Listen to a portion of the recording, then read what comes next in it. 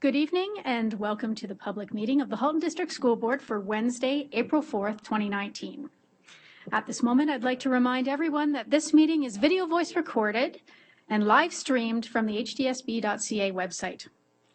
I would also like to ask that you turn any devices to silent mode.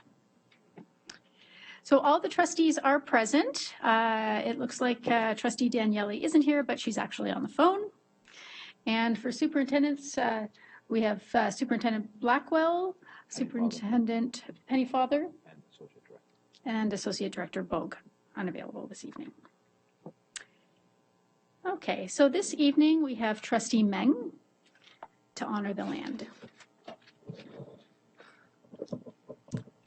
Halton, as we know today, is rich in history and modern traditions of many First Nations and the Métis, from the Anishinaabe to the Arawandron, to the Haudenosaunee and the Métis. These lands surrounding the Great Lakes are steeped in Indigenous history. As we gather today on these treaty lands, we have the responsibility to honor and respect the four directions: land, waters, plants, animals, ancestors that walked before us, and all the wonderful elements of creation that exist. We would like to acknowledge and thank the Mississaugas of the Credit First Nation for sharing their traditional territory with us. Thank you very much. Are there any declarations of possible conflict of interest? Seeing none. Next, we're up to the agenda. Could I have a motion to approve the agenda? Trustee Gray, seconded by Trustee Amos. And are there any discussion on the agenda this evening? Seeing none.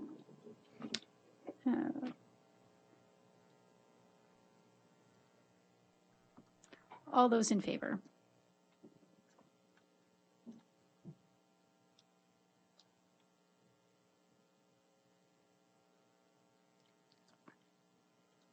That passes unanimously. Thank you very much.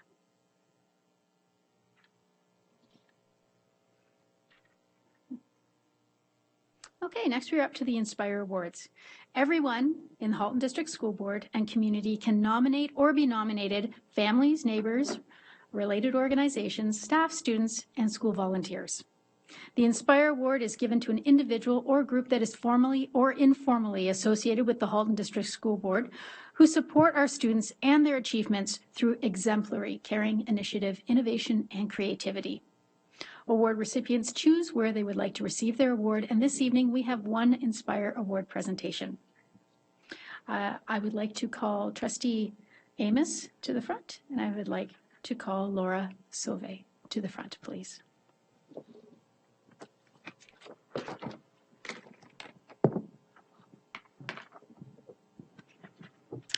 At a school like Munns, where more than 500 students arrive to school by bus each day, the experience the students have on the bus has a significant impact on their daily lives.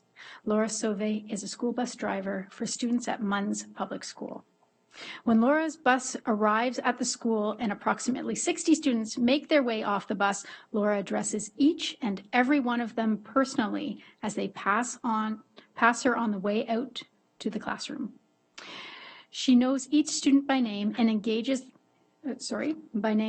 the time to engage in conversation about students' hobbies, families, and what's going on in their lives. A caring school environment has a profound impact on student wellness, and providing a caring environment extends beyond the classroom to encompass everything that occurs between the time the students leave their house in the morning to when they return home in the afternoon.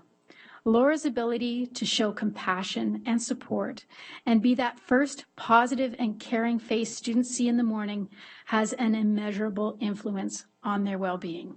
The smiles on students' faces when they step off the bus after speaking with Laura is inspiring. Laura is a reminder that a smile goes a long way. Thank you so much. Congratulations.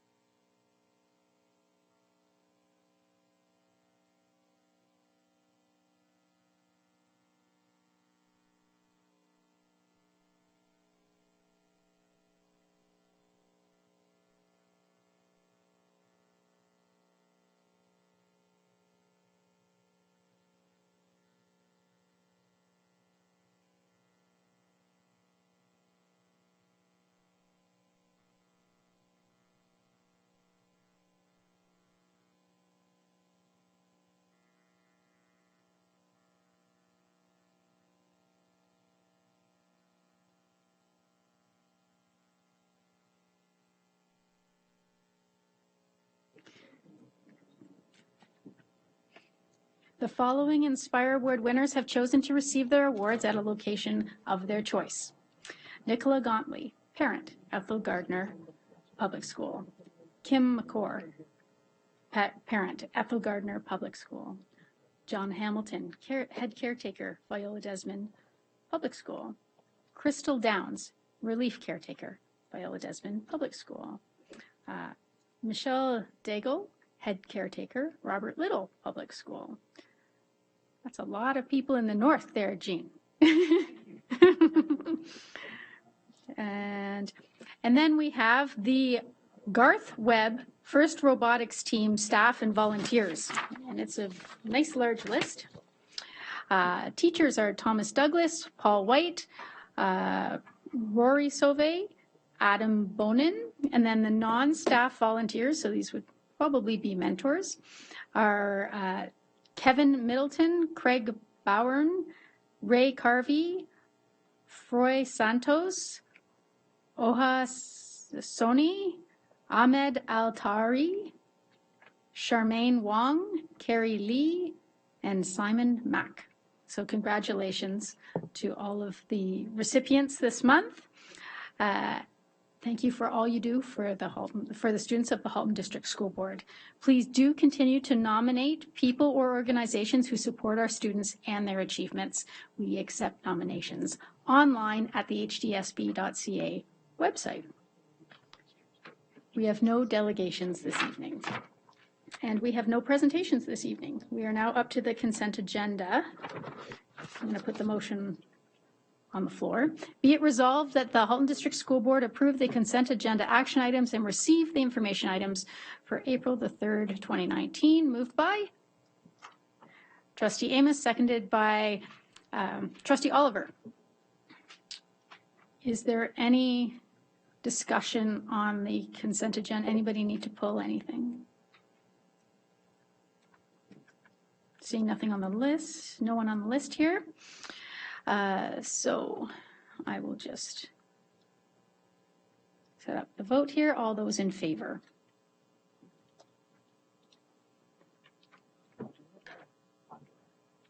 Okay, and that passes unanimously. Thank you very much. We're now up to ratification action items. Vice Chair Al Harrison, do we have any business from private session that requires approval? No, we don't. Not this evening. Thank you for asking, though. You are more than welcome. I'll ask anytime. Okay. Every meeting. Now we're up to our action items. We have 2 action items for this evening. I'd like to draw your attention to the recommendation located on page 13 of your board package, report number 19043, Nelson Community Pathway Program Capital Renewal, Superintendent Pachetti. Moved by Trustee Oliver, seconded by Trustee Shuttleworth. Okay, I'm going to state the recommendation and then we can debate it. Be it resolved that the board approve $1,875,000 from 2019-2020 capital renewal funds to complete the Community Pathway Program renovation at Nelson High School. Is there any debate?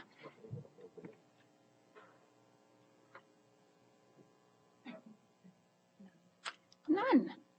Okay, I will now call the question.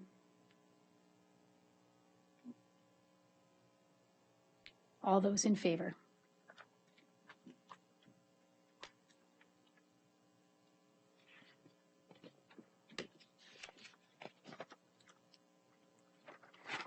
The motion carries unanimously. The staff will move forward using the allocated funds to complete the Community Pathway Program renovation at Nelson High School. I'd now like to draw your attention to the recommendation for the school year calendar, report 19042 on page 14 of the board package. This was originally submitted by Associate Director Bogue, but we have a pinch hitter here. Director Miller, welcome to the table. So may I have someone to move this? Trustee Reynolds, seconded by Trustee Garrett. I will state the recommendation. Be it resolved that The Halton District School Board approved the summary of statutory and board designated holidays and professional activity days for 2019-2020 as recommended through the consultation with the School Year Calendar Committee. Is there any debate? Trustee Gray. Yes, thank you very much. I had the chance to review the dates for professional activity days, and I would, thinking of our current weather patterns in Ontario, I would think that there might be 2 to 3 days that could be at risk. My question is this: if a snow day occurred on a professional activity day, would the professional activity day be rescheduled? Through you, Chair Drabantz, to Trustee Gray, I don't believe so. Yeah, I don't believe so. No, because I can look into that further, but I'm pretty sure it wouldn't be.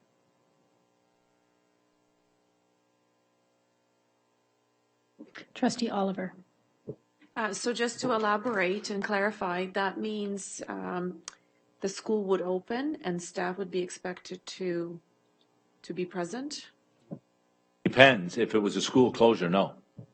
Sorry, through you, Chair Drabantz, to Trustee Oliver. No, if we had closed the schools, no, there would be no expectation that the teachers would be there, or EAs or anybody else. It would be a school closure, a board-wide closure, because caretakers aren't even there to open the schools.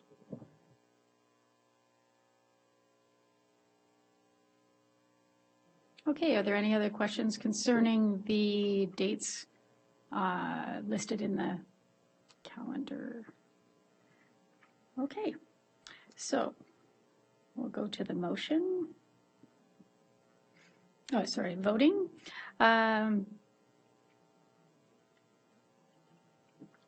All those in favor?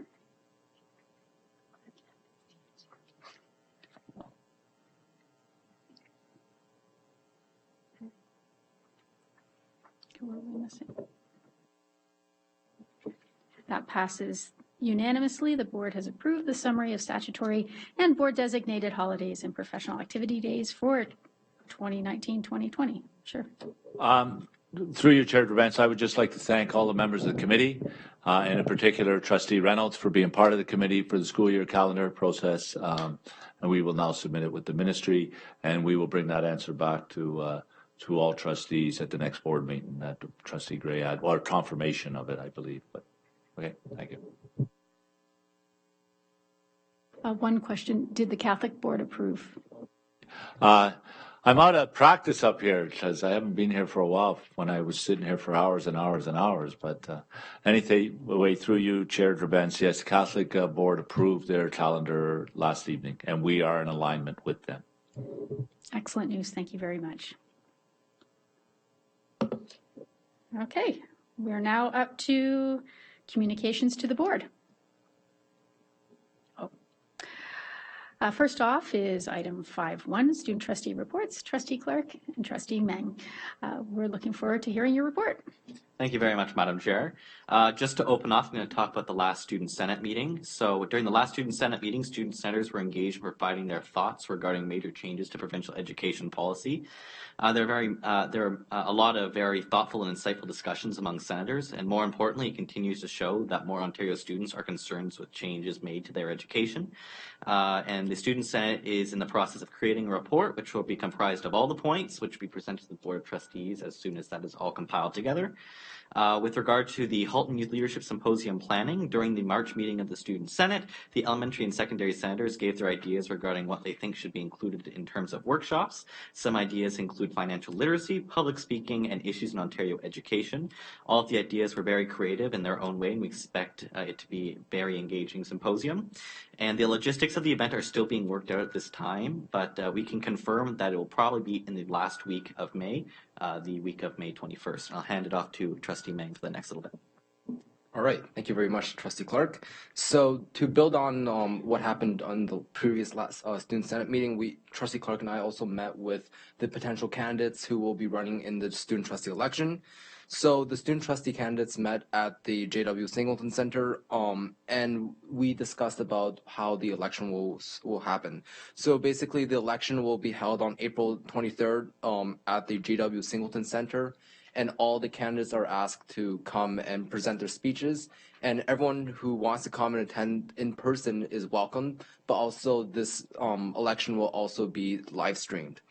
So at the next Student Senate meeting, which is going to be held next Tuesday, so April 9th, there will be further planning for the HRLS as well as determining who will be leading each of the workshops which are offered at the HRLS. And as always, all trustees are welcome to attend the Senate meeting to see how things get done at the Senate. So moving on, Trustee Clark and I would like to talk about the Student Senate policy. So we'd like to talk about some highlights which pertain to the policy. So the policy clearly outlines the responsibilities and goals of the Student Senate, and it's outlined in an objective policy statement and in the specific directives of the policy. So the policy introduces a new system for student senators from secondary schools, in which there shall be a minimum of one junior and one senior student, allowing for a more diverse set of views being expressed. And in this case, junior, senior being grade 9 to 10 and grade 11 to 12 respectively. And there's also going to be a new system introduced under our leadership as student trustees, which was also entrenched in the policy due to the overwhelmingly positive response from the Senate.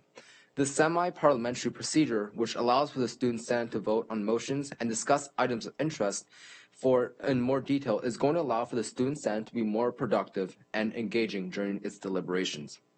The Student Senate is very confident that the new changes are going to preserve the customs established in the many years to come for the Student Senate, as it will be able to solidify the organization's role within the board.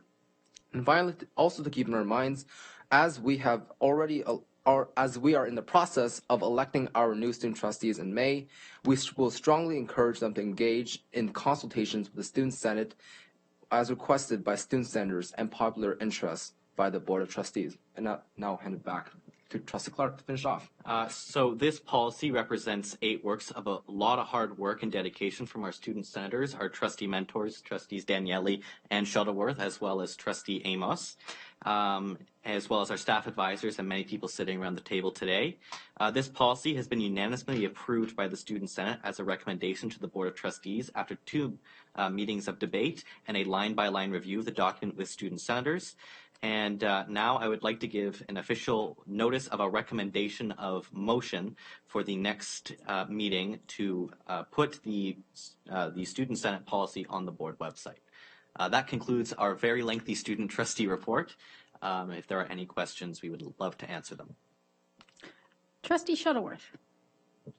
Thank you. Through the chair to Trustee Clark and Ming. I know how hard you have both worked on this policy, and I would like to look at dealing with it immediately rather than having to wait until the next meeting. So I would like to make a motion to waive the rules so that we can put the document on the website for consideration and review tonight versus in 2 weeks' time. Okay, so Please. we have you're seconding that motion. Thank you, Trustee Collard. I believe Trustee Daniele asked if she could second that motion prior to the meeting, if that's okay. Yep, she's on the phone, so she can do it. Are you there, Trustee Daniele? I think you're on mute.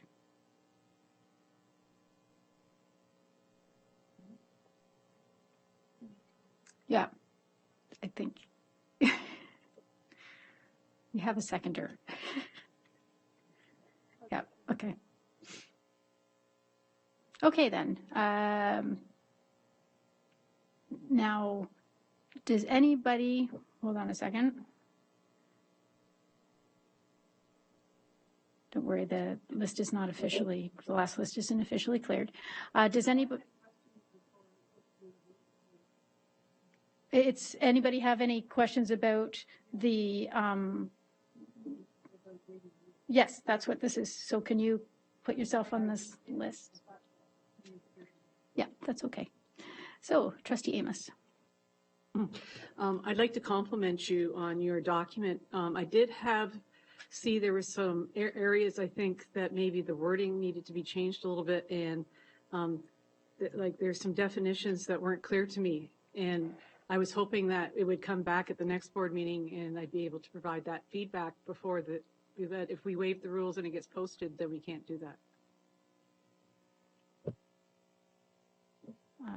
Trustee Clark, you can respond. I believe the intention is moving forward. We are going to post it on the website for the 25 days. We are going to bring it back to the board at the next meeting. We can't vote on it because it'll be going through public consideration. And then at the May 1st meeting, it will come back to be voted on. So it will go through the public consultation, and then we will vote on it on May 1st. But I'm okay with the fact it has to go for public consultation, but I'm just thinking that it may not be the same document if we're providing feedback as well. But I mean, that's fine because we could be providing changes to it, I guess, at the same time as the public. I think we could probably provide concurrent feedback. Shouldn't be an issue. Okay.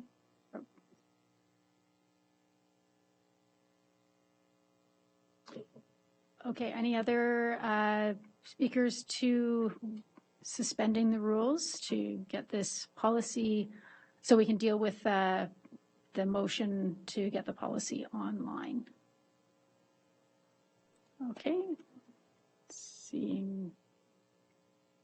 Okay, Trustee Reynolds. Thank you. I would just like to be assured, if you could indulge me, please, the student trustees to address, through the chair, to address just how much consultation this piece has done at the Senate. If you could perhaps just confirm to us the process that you went through to get here and how many times all the elementary senators had engaged in a conversation, and what is the process that you did that?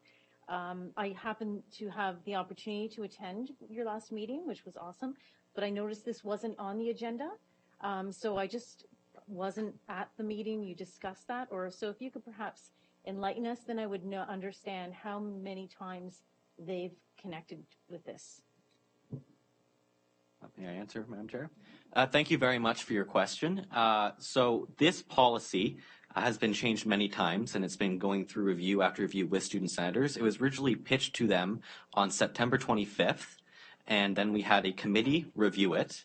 Then it went to our staff advisors, who we kind of shrank it so it would be a more readable form. Then it came to the Student Senate, where we did a line-by-line review of it.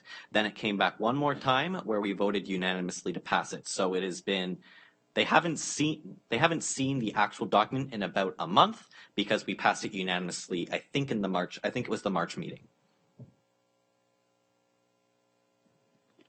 Okay, seeing no more speakers on the list.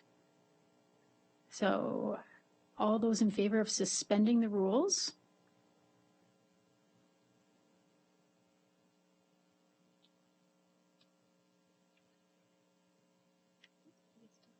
That doesn't pass unanimously.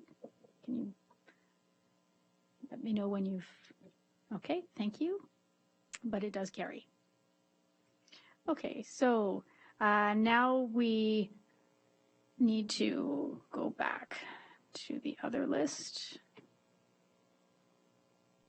So Vice Chair Al Harrison, we're dealing with now with the motion itself. Okay.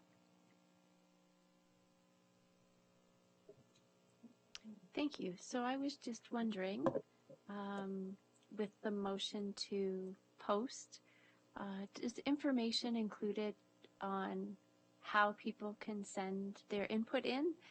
Because I'm assuming that's the same mechanism that I would use and others around the table. Because I do have a number of comments as well, and I'd like to send them in.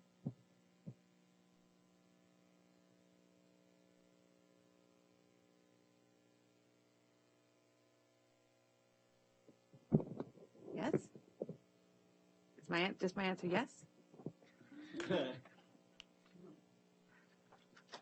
If I may, Madam Chair, it is exactly the same process as our other policies, and the information where it is posted on the website also includes reference on how to submit your input. Thank you. Okay, Trustee Amos? Oh, that's okay, no problem. Okay, there's no more speakers on the speakers list, so we're going to vote on this motion then. So the motion is to take the student trustee draft policy and put it on the board website for community consultation. With the input coming back on May 1st, yes. All those in favor? Oh, who wanted to second that? Trustee Garretts.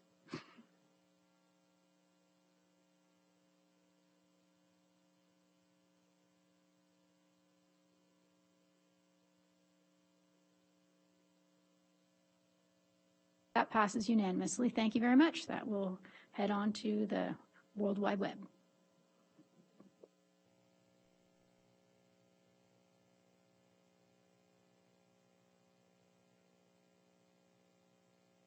Okay, we are up to action items for April 17th, 2019. We have 2 action items. The first is on page 18, report number 19053 in your board package, operational plan 2019-2020.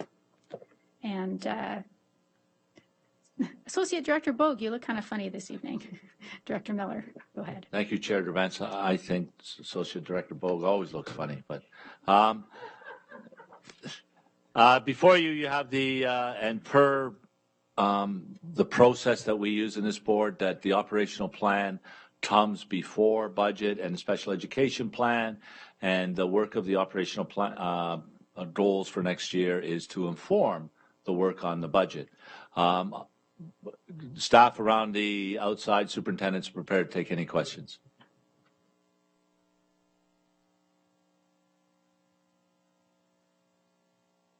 Trustee Shuttleworth? Thank you. Through the chair to Director Miller.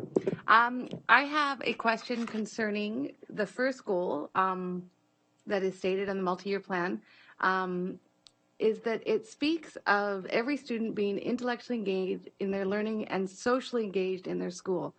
Now, when you look at the targets, it is mainly focusing on the intellectual engagement. So what I am wondering is, how is it that you are measuring, or what are the targets to include that social engagement in the school as well? Thank you. Through you, Chair Durvance, to Trustee Shuttleworth, I'm looking to Superintendent Salmini, Hunt Gibbons, and I think Superintendent Zetoff, and any of the others that would like to weigh in on this.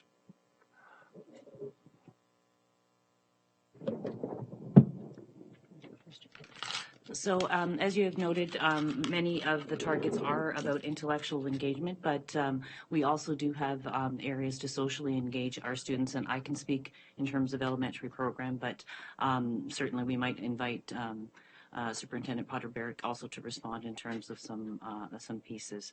I think in all of the work that we do to get to intellectual engagement, we also are looking at ways to engage kids socially by the way we organize their learning, their classes, the combinations of kids, the types of tasks that we ask them to do. So while we are trying to engage them intellectually, we certainly are also working in classrooms and simultaneously engaging them socially as well, and making sure that they're connected.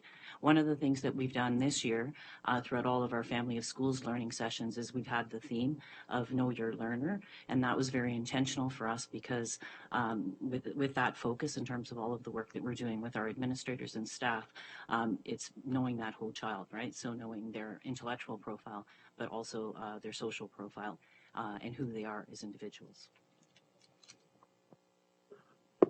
Just to add to that, in secondary, you've heard me speak about the applied strategy, and the applied strategy is very much specific to how we are feeling about our learning and how we are socially engaging in our classes and intellectually engaging with our work as well.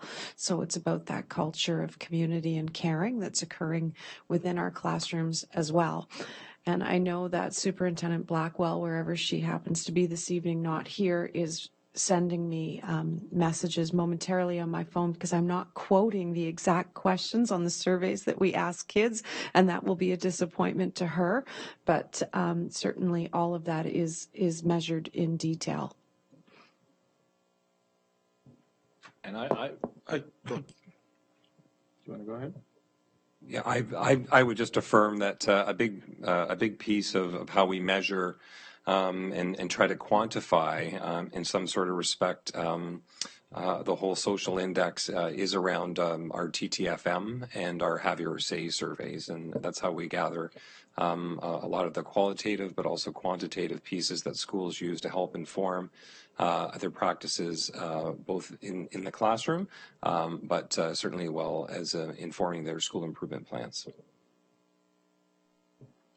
I would just note too, there's a general philosophy behind this that, you know, if we do that social, emotional, engaging work, it will show up in their achievement.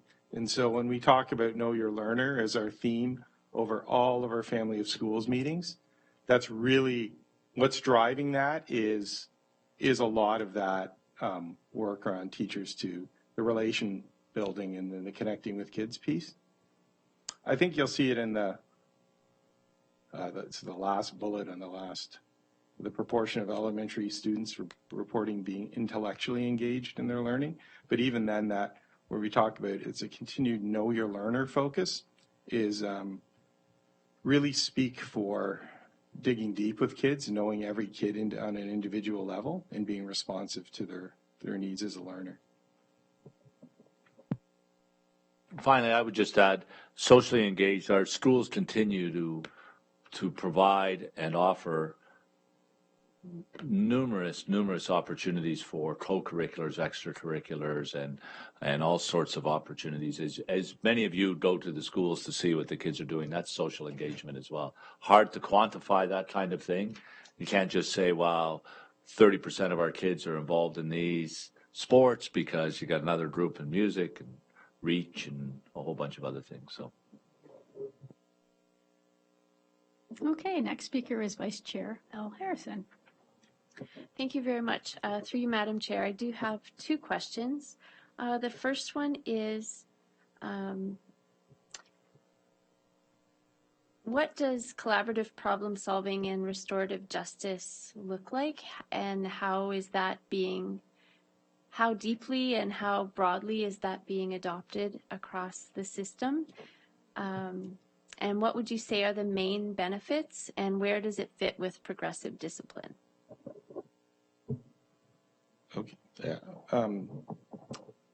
Through the chair to Trustee Elle Harrison, I'll speak to the restorative practices training, which is kind of synonymous with restorative justice. We have staff trained in every single school at some level. Right now, it's a training that's restorative practices and relational practices, we kind of co-label them. Every school has some level of staff trained. Some schools at the highest end, the entire staff is trained.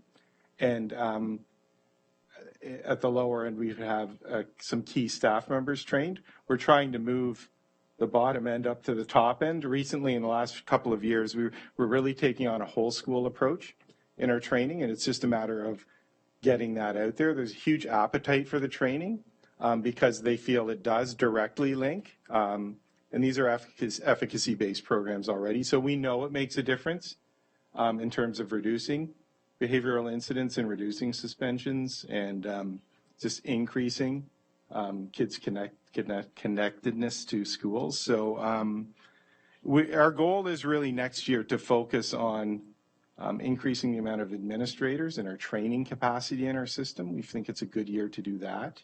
And then that will allow us in the year after that to really scale it up and get it out there to more schools and meet the demand, which is in every single school. For collaborative problem solving, I'll ask Superintendent Zonneveld really to address that. Through the chair to the vice chair. So where restorative practices is work that occurs sort of after there's been incidents. CPS is really sort of in that proactive lead up. That type of work goes on. So, and also similar in terms of the depth within our system. CPS training is in almost all schools. Once again, a range of what that looks like. Small pockets in some schools, whole schools in others have really adopted this approach. And so the capacity of the system is growing. We've been doing CPS training, I think, for over 15 years now. Lots and lots of buy-in from schools because there's a lot of belief there in the philosophy, which is kids do well if they can. So it's, we're seeing some real traction there. This year we have, if you recall in the budget last year, we approved a lead for 1 year to really go deep with the work. And so she's been doing some great work in doing some structural things in our system in that way. And we've had lots of training that goes on after hours. Lots of staff sign up to do it at night and weekends, and also different times we're doing it as part of staff meetings, lunch and learns, those kinds of things to bring it in as well. So we're looking to continue that work through this year and then go deeper as we can through the system.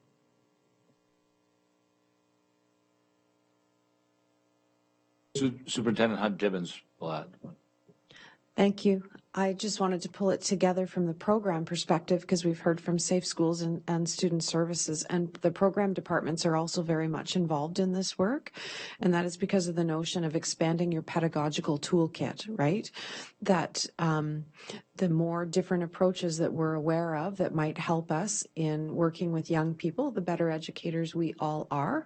And so that is, we're often asked, why don't we endorse one particular model? And that's because children don't come in the same framework. Everyone is different, and what works with one may not work with the other. So just as we differentiate instruction for all our students, we also try to differentiate instruction for our staff. And that means as well that they are being exposed to different models and trainings, and that restorative practices and collaborative problem solving, they're not at odds. They're actually all on the same page in a more integrated way with slightly different approach to it of helping staff and students work together. So it's a cross-department initiative across the system and across panels as well. Okay, the next speaker is Trustee Shuttleworth. Thank you. Through the chair to Director Miller. In your multi-year plan, in the goals for staff, they talk about using data to inform actions, validate decision making, and allocate resources. And one of the targets in that is around the use of individual education plans and student profiles to individualize assessment and instruction for students. Now, my question is how are you validating that use? Just because a child has an IEP on paper, how are we as staff ensuring that this IEP is being used appropriately? Through you, Chair Drabens, to Trustee Shuttleworth, I'll begin, then I'm going to turn it over to Superintendent Zonnefeld. There are regular meetings and regular processes, check-ins with principals, check-ins with families on IEP. So there's actually two possible questions in the question you've asked. One is compliance with the IEP, and one is to ensure that it is being delivered in the manner it was intended to be. And I think that... and that it's used. So I think of... Well, that's compliance, right? That's compliance. Those things are regularly checked, and we need to be in compliance through SRT processes, IPRCs, et cetera, and so on. But I will let Superintendent Zonnefeld expand on the comments. Through the chair to Trustee Shuttleworth. So a couple ways we do that. One, we've engaged in 2 IEP audits in the last few years. One was quite in depth that involved a learning component with schools, really helping them understand how to develop good goals, designing appropriate strategies to implement those goals, and then how to measure implementation in the classroom for each student. So that went on over a period of almost the whole school year, and then we asked schools to then assess their level of proficiency with that.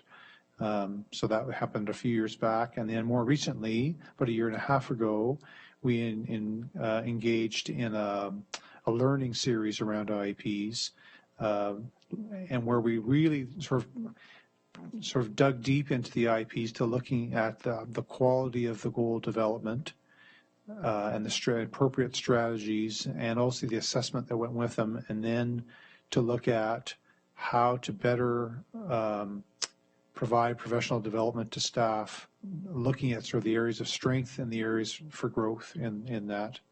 So that went on a couple of years ago. And then more recently, as part of our special education review, in the first two phases of the review, we've asked parents for feedback on IEP development and implementation, and use that to then inform our work, which we have in terms of the training that we provide to staff. And then this year we're involved in the internal audit process. The special education processes are part of the audit, and within that, IEPs are part of the audit as well, looking specifically to see how we're doing with ensuring that there's an IEP in place for every student. We're following the processes around review, the time frames, et cetera. So different elements of IEP development. It's always a challenge and ongoing work because it really comes down to the individual student, right? How well staff know that student, develop the IEP to match with their strengths and needs, and then what does the implementation look like? So we can look at some broad work, but it also comes down to the individual student. Can I follow up? Go ahead. Can I just ask a question? How are you choosing the parents that you're asking for feedback from? So when we engaged in the first few phases of the special education review, we did a broad survey out to all parents of students with an IEP. So we had I can't remember the response rate, but it was pretty good. But we gave all parents the opportunity to respond, and then broke that down by exceptionality and placement, et cetera. So we have quite a bit of data that shows parents' feelings, perceptions of the quality of the IEP and the implementation and what that looks like. And also we asked a lot of questions around their involvement and the communication between home and school. So we gathered quite a bit of data through that too. Thank you. Next is Vice Chair Al Harrison. Thank you very much. Through you, Madam Chair, my question is, as we continue to roll out our IT infrastructure to the schools, I'm wondering if we are continuing our testing of the Wi-Fi and router equipment to ensure that they're all operating as they are meant to in the safest possible manner. Thank you for that question. And through the chair to Trustee L. Harrison, we are.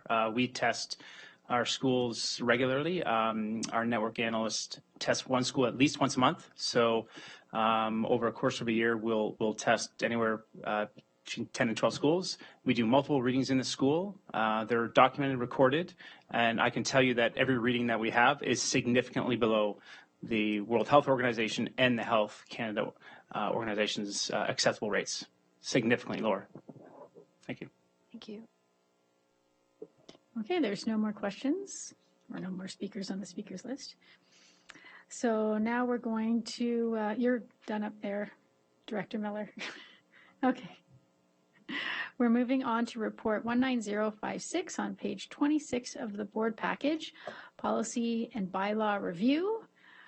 This is a report from Vice Chair Al Harrison and myself. We have a number of policies that have come back from a legal review, and we need to go through the process to take a look at them and ultimately approve them. Trustee Collard. Thank you. As you know, we have to post the new policies, not the procedures, but just the policies on our website for 25 days prior to approval, which makes the 17th not a feasible date for the policy portion of this. However, I would like to make a recommendation that we suspend the rules this evening so that we can have those policies posted tomorrow, so that at least we can vote for these at the first meeting in May and not have to wait until the second meeting in May. And of course, there are maybe changes that we wish to make at Committee of the Whole. I've noted a couple of minor things that I would like to see changed, but that's all part of reviewing the policies. So I would like to make a motion to suspend the rules. Okay, we have a motion to suspend the rules. Do we have a seconder?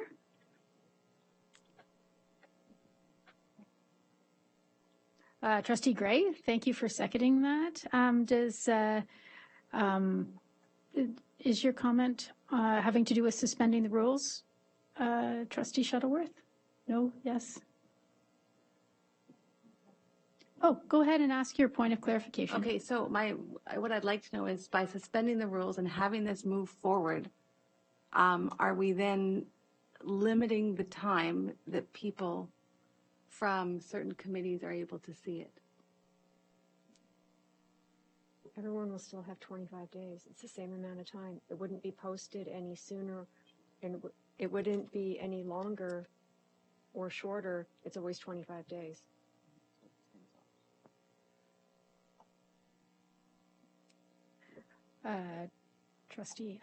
Vice Chair Harrison. Oh, no, go ahead. Go ahead. Thank you. Through you, Madam Chair, and I think to Trustee Shuttleworth's point, the interest is that SEAC, although that's a procedure, would have the opportunity to review that and make comment. And their next meeting is it's the first Tuesday. So I believe that's the day before that our first meeting in May. So it's after. Okay, so SEAC's first meeting, because the first is a Wednesday. May 1st is a Wednesday. So if we bring it back to our first meeting in May, then we would be precluding, which is not what we want. We want to facilitate SEAC's input, I think, to their governance procedure. Okay, it's a minimum of 25 days. We don't have to vote on SEAC at the first meeting in May, but I think the other two would make sense.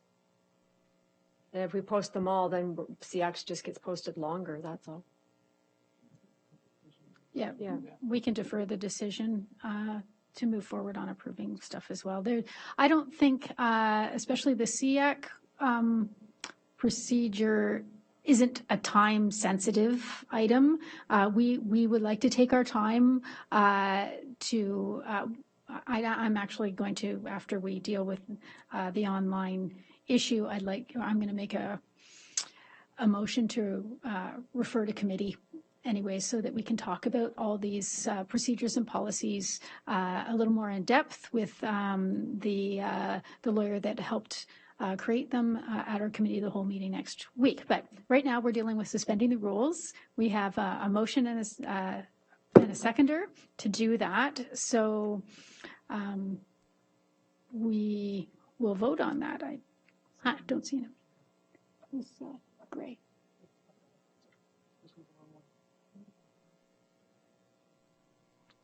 Okay, suspending the rules okay. All those in favor of suspending the rules to post the policies, the trustee policies that we're dealing with online. And that carries, but not unanimously. Okay, thank you. Okay, so now we're actually going to talk about, does anybody have, now we have to go to the actual motion to post them. Does anybody have any debate? Anybody would like to debate on actually posting these items to the website? Trustee Shuttleworth. So again, back to the SEAC point, or please, we shared this with SEAC at the meeting last night so that they have a heads up, because we weren't sure as to what was going to happen tonight. So they do, all members of SEAC do have a copy of their policies, just for a point for you. Okay, as a sort of another sort of point, will trustees that are on SEAC be gathering feedback from the committee members, since it is an awkward sort of timing that's happening, or will there be, what is the plan? So that was our concern with bringing the motion forward for early discussion, because we will not have another SEAC meeting until the 7th of May. But if, as Trustee Collard was saying, that it is a minimum, that we will extend the time for SEAC. But the difficulty I see in having individual conversations rather than conversations as a group, you're not getting the whole committee's voice. You're getting individual voices. So I think we are going to put it on the table for the next SEAC meeting to have a discussion about them reading it during the time beforehand. Okay, that sounds reasonable. Okay, so we are now looking at a motion to post it to the website, and that was moved by Trustee Collard, seconded by Trustee Rocha. Nice. Okay, so is there any further discussion on that? I don't believe so. Okay. All those in favor?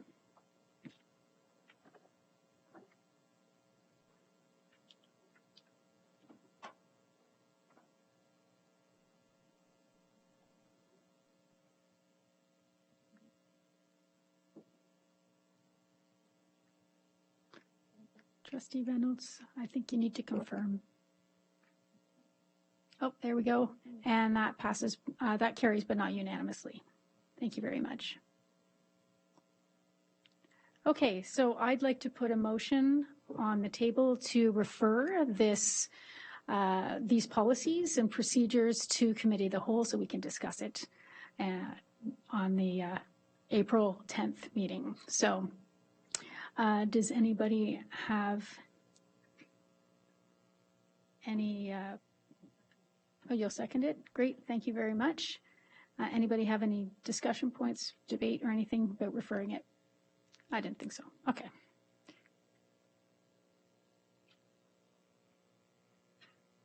All those in favor?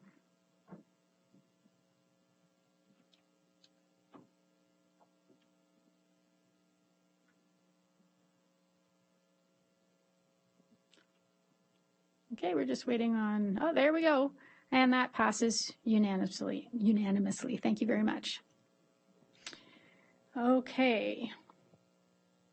So that will head off to Committee of the Whole for next week, and we already have a time slot available, and the legal help to walk us through all the changes that may be happening. Okay, so we have two information items now for this evening.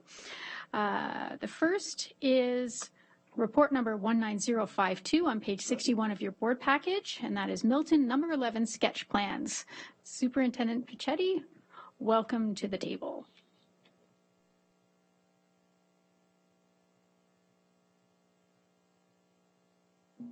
Thank you. Through the chair to the trustees, this is an information report requesting or reviewing the proposed design for the new Milton number 11. I did put larger panels showing the floor plans and the drawings outside because I know sometimes they're a little hard to read on the report.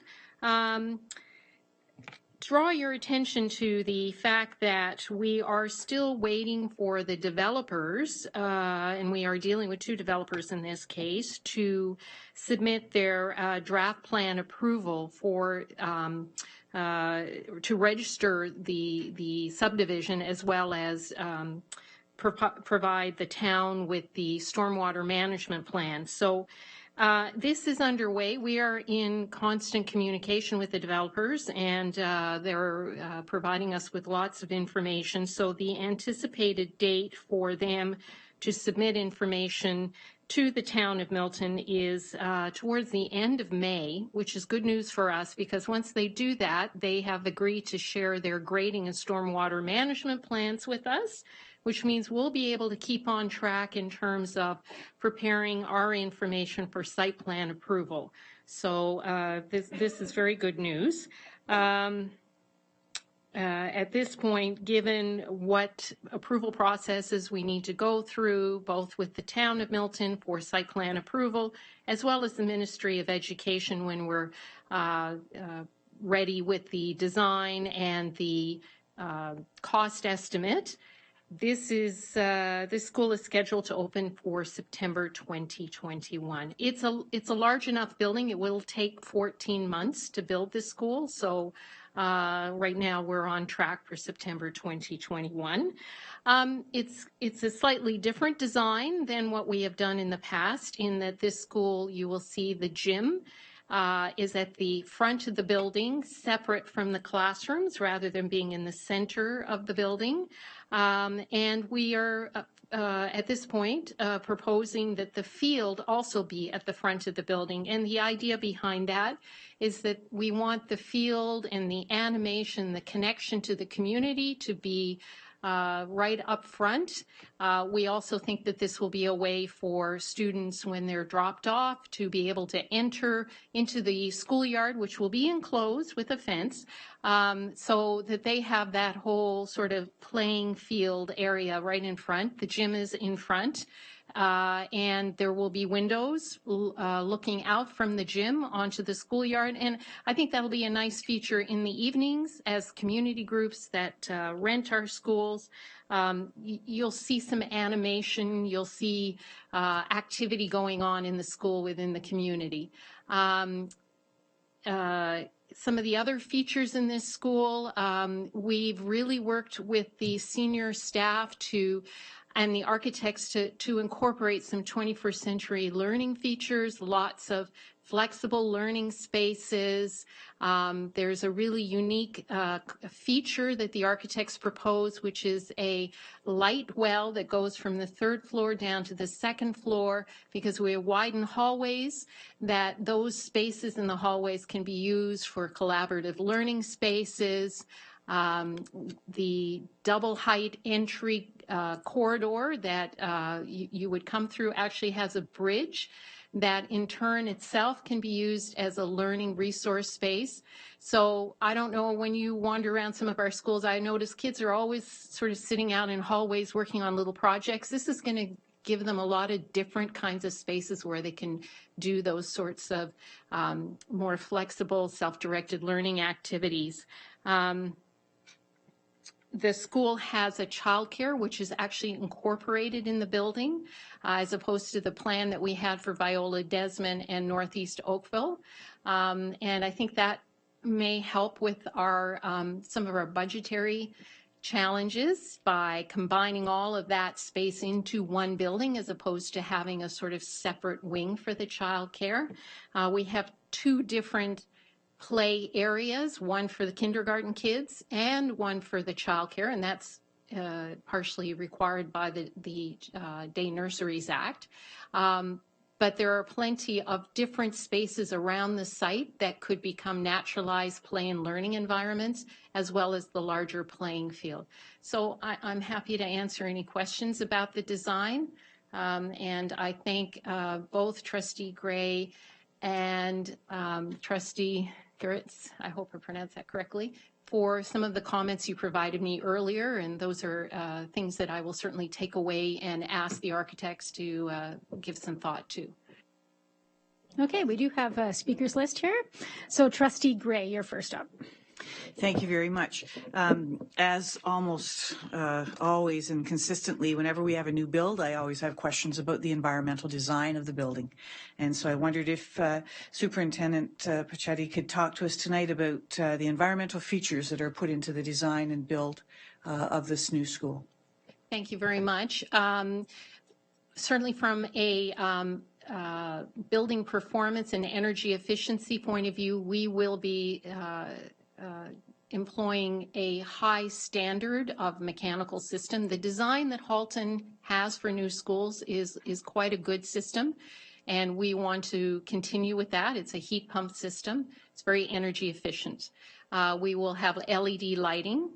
The building envelope itself will already be quite high level of insulation, so high-performing building envelope, operable windows. That's something that we think are very important. And the architect has also suggested some other features, such as solar heat reducing film on the windows, which is something we're going to look at. We will look at water-saving features in the washrooms. We will look at low flush toilets, but in my experience, if you don't have the water pressure, I love talking about this in a boardroom, if you don't have the water pressure in available, it just becomes a bigger maintenance issue.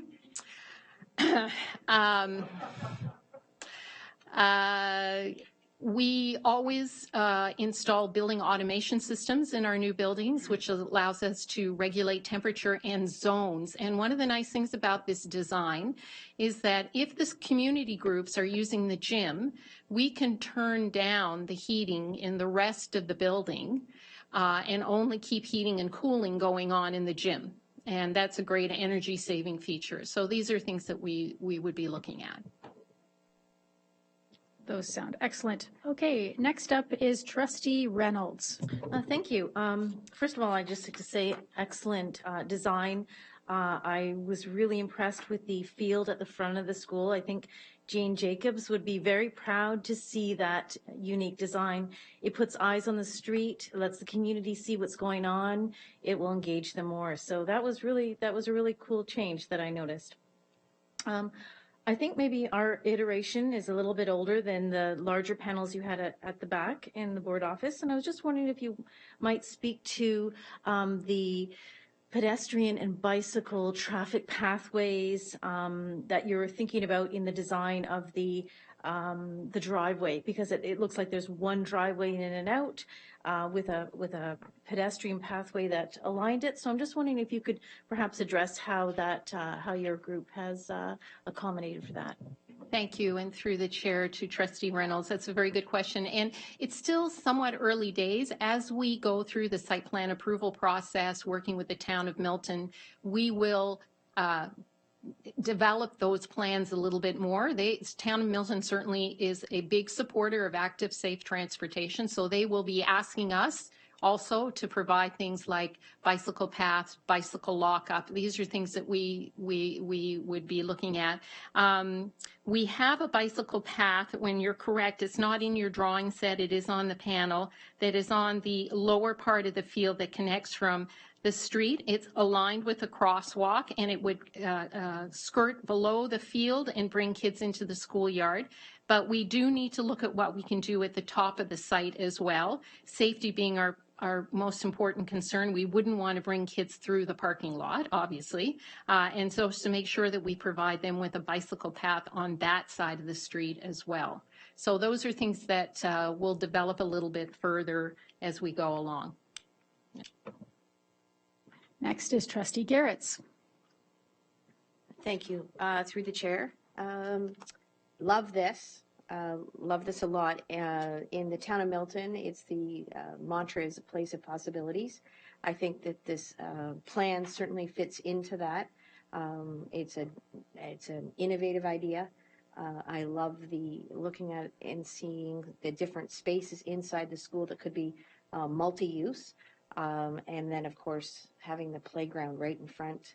We work, play, and live in our town, and people are going to be really engaged. So thank you very much, and thank you for looking at all of those key elements. Next up is Vice Chair Al Harrison. Thank you. Through you, Madam Chair, thank you for this really neat design. I notice, looking outside of our building envelope, that we're adjacent to the stormwater management feature for the community. And there are on the plan, it doesn't show trees along that chain link fence. So I just wonder whether there's any opportunity to work with the developer to possibly secure some shade trees and some addition. Also, it would provide an extra barrier between the school and the stormwater feature, because those can be really attractive, I think, for adventures. Yeah. Thank you.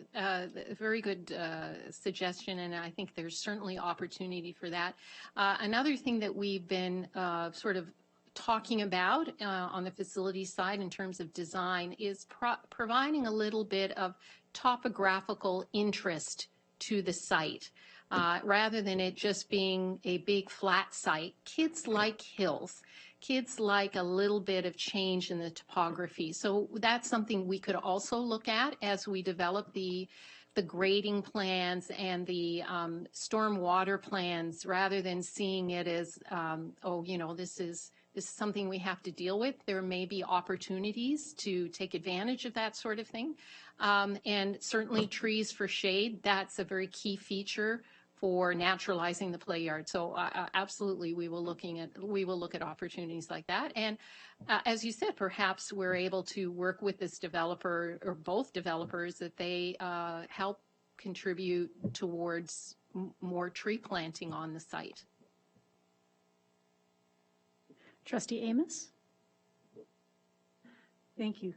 I just love the fact that we're taking the gym out of the center of the school and putting it at the front, because I think it becomes more accessible to the community if they want access to it, as opposed to going through the middle of the school to get to it. And I just believe that there's a better use of space, in my opinion, to not have it in the center. And I understand the reason about having it in the center is makes it the hub of the school, but I just think that when the community wants to access it, then it's more difficult to get at. So I really like this model. Thank you. Trustee Gray. Thank you very much. I would just like to thank Superintendent Pichetti for having a discussion about the design earlier tonight, and I had indicated 3 concerns that I had, and I just wanted it as part of public record, and I know that you've agreed to include that in further discussions. My first concern about the design is the Kovacic landing where the bus drop-off lanes are. There are 2 access points along the chain link fence there that would to my mind, bring students walking across the soccer field to gain access to the school. In time, that will lead to a pathway through a playing field and really the demise of a good sports surface. So without some remediation, a pathway, or some kind of work in that area, that could be an issue.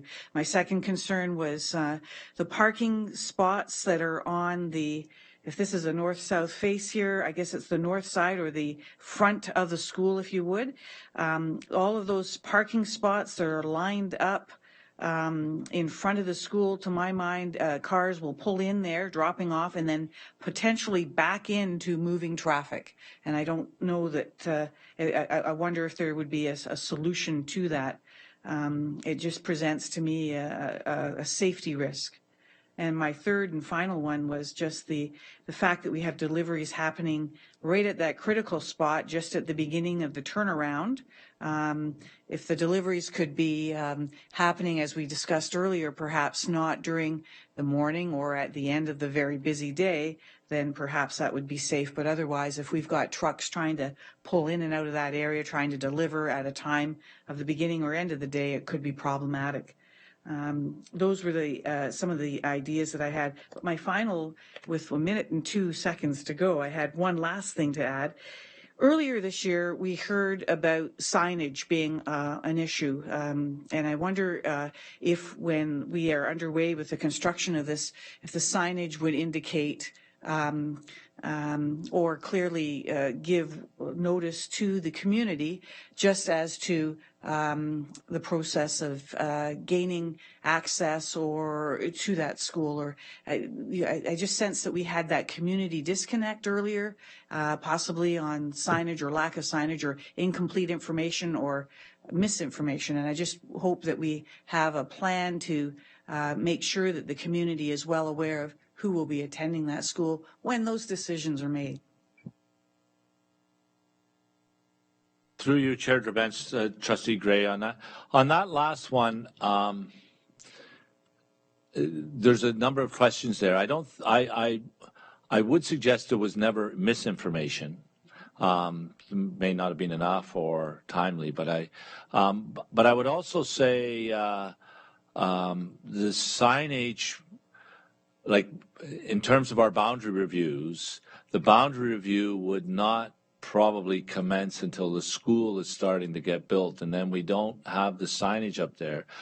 Not to say we don't need to communicate better with the community as to who will actually go to that school. I agree.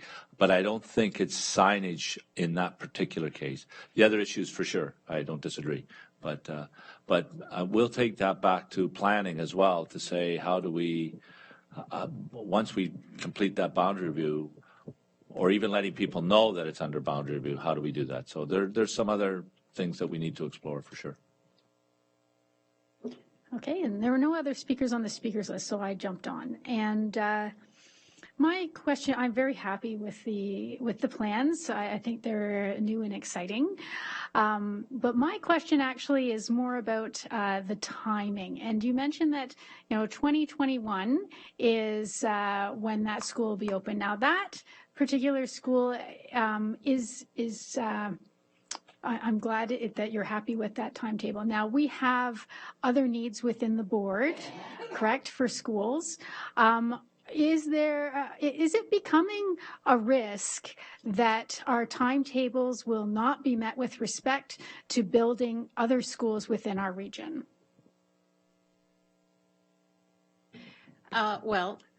Through the chair, thank you, Trustee Gurvens. I think this is the last school, other than our resubmission for Southwest Milton Secondary School. This is the last school where we have approved funding. So we have no new funding for any other schools at this point. We know what our priorities are, but there has been no capital priority funding process since June 2017. So given that on average it takes 4 years to build a new school by the time you have the land and you go through site plan approval and all the approval process, I think this is an indication of where we are for the next group of schools. And just to, through you, Chair Drabens, to trustees, just to add to Superintendent Puccetti's comments, we've had no indication as to when we will be able to apply in another round of capital priorities. We don't know. So, what is the usual cycle? The cycle, through you, Chair, well, that's Superintendent Puccetti answered. I believe the cycle, I'm just looking at Superintendent Ngoe, I believe the typical cycle is an announcement is made in June for schools, or early June, for schools to submit capital priorities. And we work like crazy all through the summer to submit in August. And then the announcement usually comes out late fall. Yeah, that's typical. Through you, Chair Drabens, that was the last process for sure, but the previous few years before that, the process was we had to submit our capital priorities prior to the beginning of July, and then we would hear October-ish when those capital priorities, on which ones they were going to fund. In the last round, prior to the election, under the previous government, Superintendent Puccetti's described it exactly right. The list came out in June, and we had to submit by the fall, but we didn't hear about any new builds until, or what our priorities were, until January 2018. So it's been more than a full year since we've had any kind of announcements about builds, and our co-terminus board, same situation, growth board, and many of us were at that when they announced the builds, expansions to Bishop Redding and some of the Milton schools. So it's a full year before we've had any announcements, and there's still no indication of when capital priorities will be out there. So you said it's 4 years from basically submission of capital priorities, potentially, if they consider it a priority as well, because I know we've submitted the high school in Oakville since 2015, and we've never been granted that as a priority from the ministry. So how many schools, looking at sort of the 4 to 6 year, are we need? I know I've put you on the spot, and I know General Manager Renzella is not here, but you know, I'm seeing this as kind of a slow-growing crisis.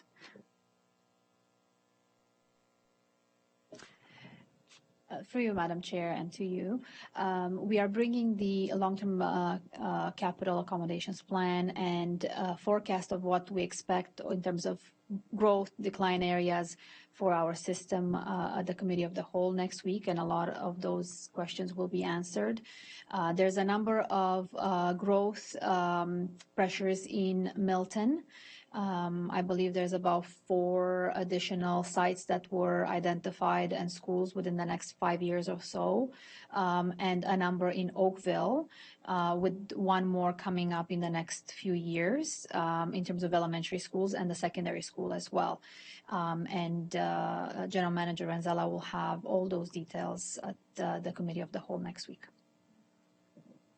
Just a note, I have had some contact from the MPP North Burlington Oakville, asking about the high school in North Oakville and what the holdup was. And I did explain to their office that it's actually on the ministry side that we actually need a process.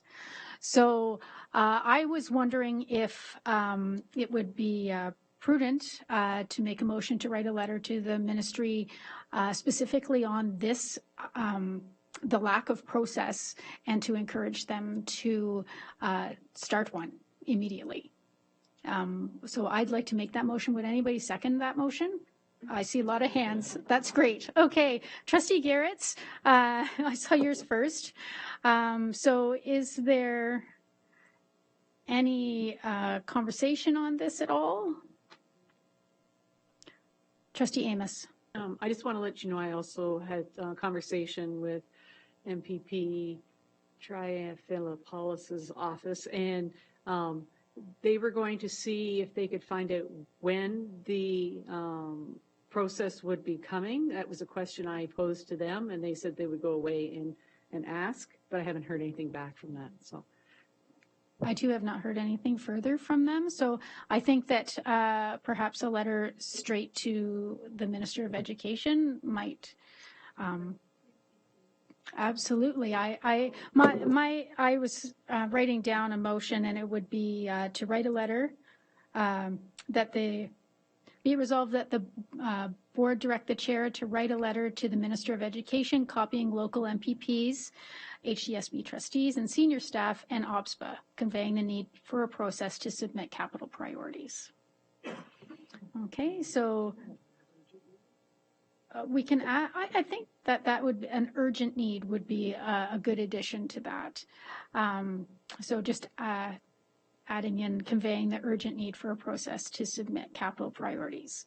So is there any further discussion on that at all?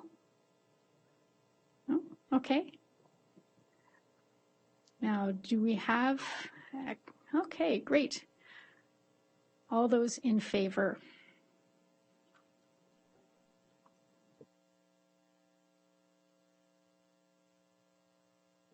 And that carries unanimously. Thank you very much. We'll write a letter.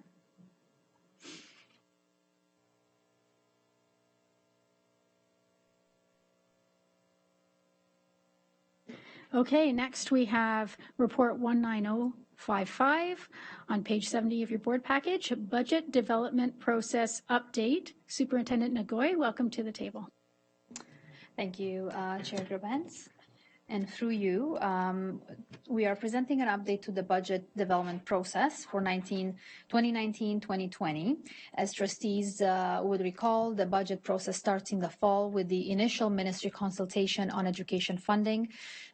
Since then, there have been a couple more rounds of ministry consultation for January and February, looking at more input into class size consultations and hiring practices, and those have been further expanded until the end of May. We have also looked for stakeholder input into the budget process. Starting on February 7th, we've had a session with principals, vice principals, and management asking for their input into the budget process, their big ideas in how we could do things differently, more efficiently, and identified some savings. On March 6th, we launched a budget survey for our school community, our staff and students, parents and guardians, and we've had 866 responses. We're currently going through the feedback, and we're going to be providing it at the next board meeting on April 17th. Just a couple of steps in the budget process, and this is similar with prior years. We're going to have a budget presentation scheduled at the next Committee of the Whole on April 10th. There's a budget presentation at the Special Education Advisory Committee on May 7th, with a draft budget presented at a Committee of the Whole in May. We are requesting that we have a Committee of the Whole at the last week in May, on May 22nd, because the grants for student needs are expected at the end of April, with the forms, the ministry forms that calculate our grant thereafter. So that's a little bit later in the process than in the previous years, and as a result, we may not have a draft budget for the May 8th Committee of the Whole. The budget report will then be presented at the board meeting on June 5th for approval on June 19th. And with that, I also wanted to share with our trustees the announcement on March 15th.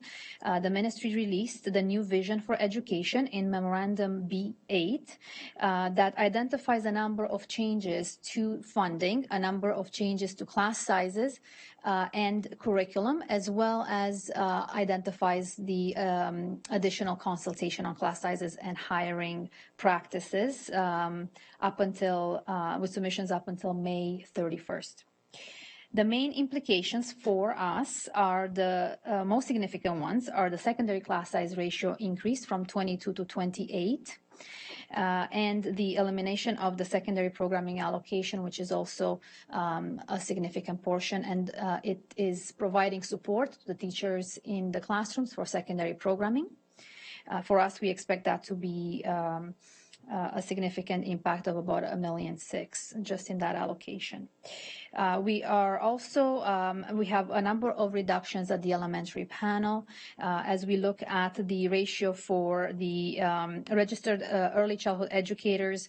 That funding is reduced about 14%, and an increase in class size for the junior intermediate panel, grades 4 to 8, from the current 23.84 ratio to 24.5. And this particular increase in class size for us will be a challenge because we currently staff at 24.5. So there's going to be a reduction in funding without necessarily the cost offset in staffing. There's a number of other allocations that are being eliminated throughout our grants that will impact our budget overall. And as a result, we are looking at all the areas within the budget. We're looking at departmental budgets. We're looking at school operating budgets. We're looking at transportation. We're looking at staffing entitlements across our system. Program is also under review and support for the programs as well.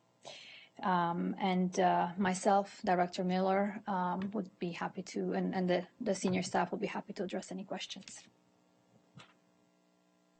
Trustee Shuttleworth. Thank you. Through the chair to Superintendent Ngoy. One of my biggest concerns is in respect to the e-learning part of this plan.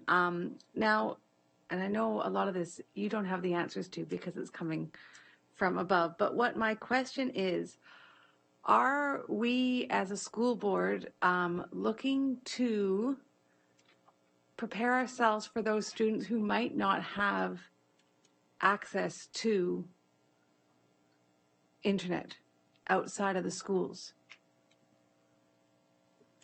Through your chair, Drabens, to Trustee Shuttleworth. At this point, we are not preparing anything.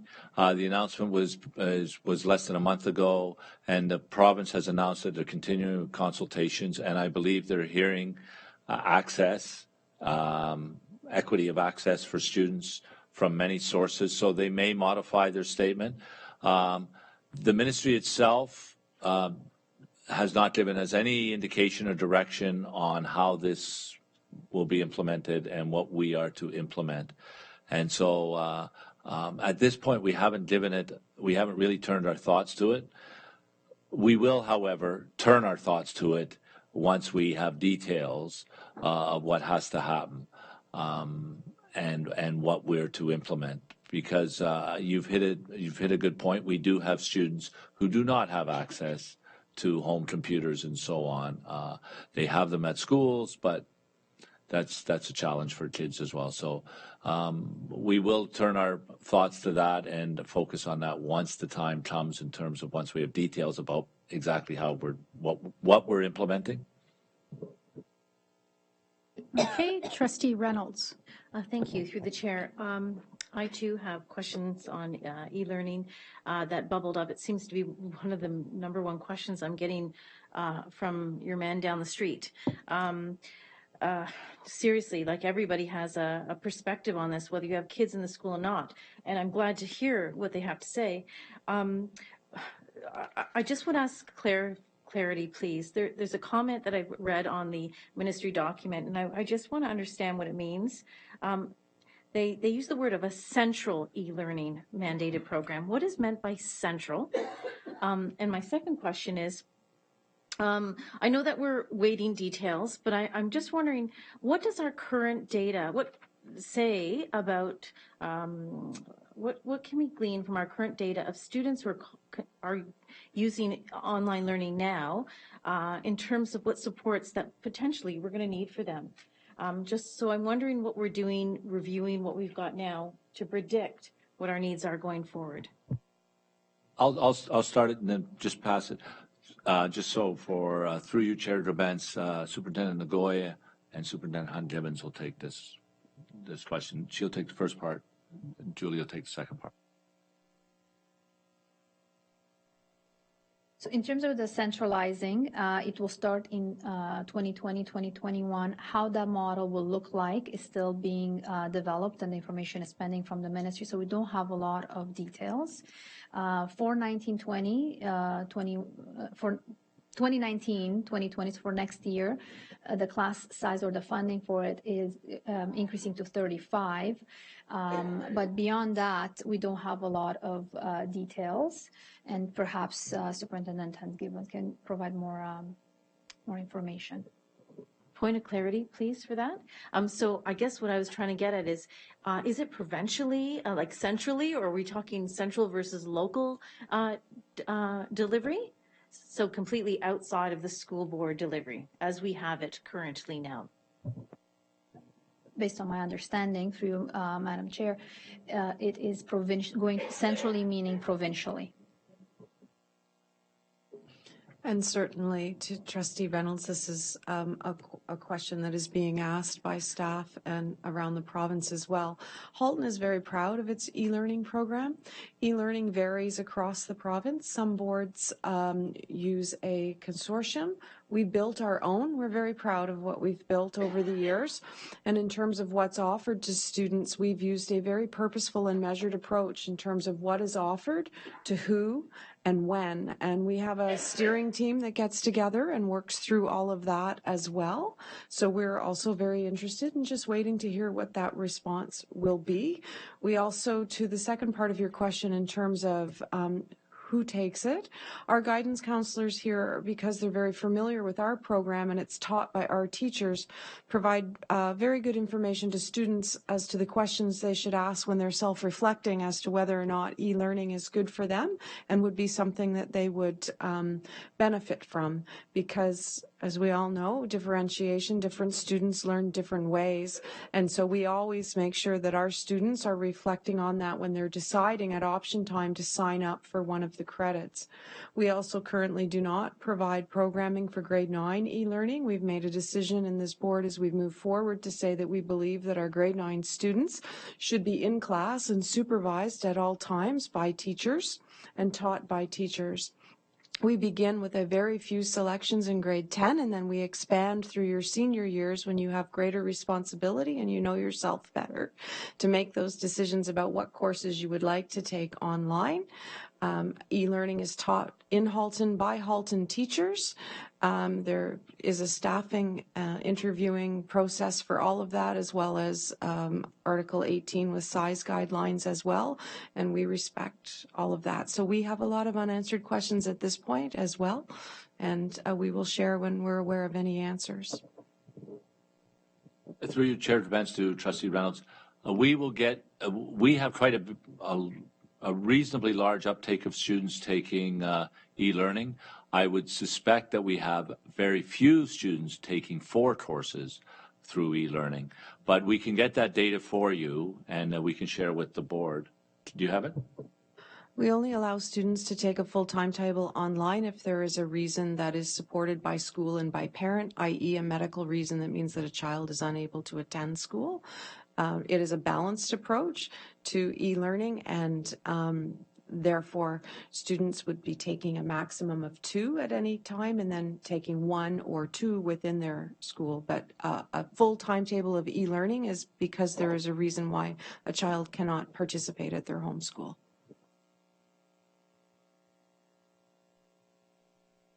Okay, Trustee Clark. Thank you very much. My question is about successful completion of online credits. I'm not sure if this has come up at previous board meetings, but I'm curious as to the number of students dropping online courses who are actually choosing to take online courses versus subjecting students to online courses.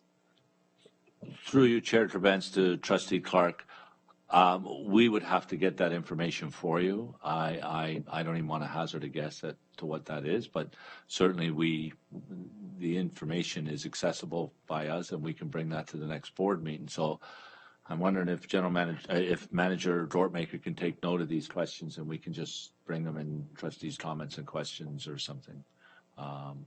Associate Director Bull usually has his finger on the e-learning data, but he's not here.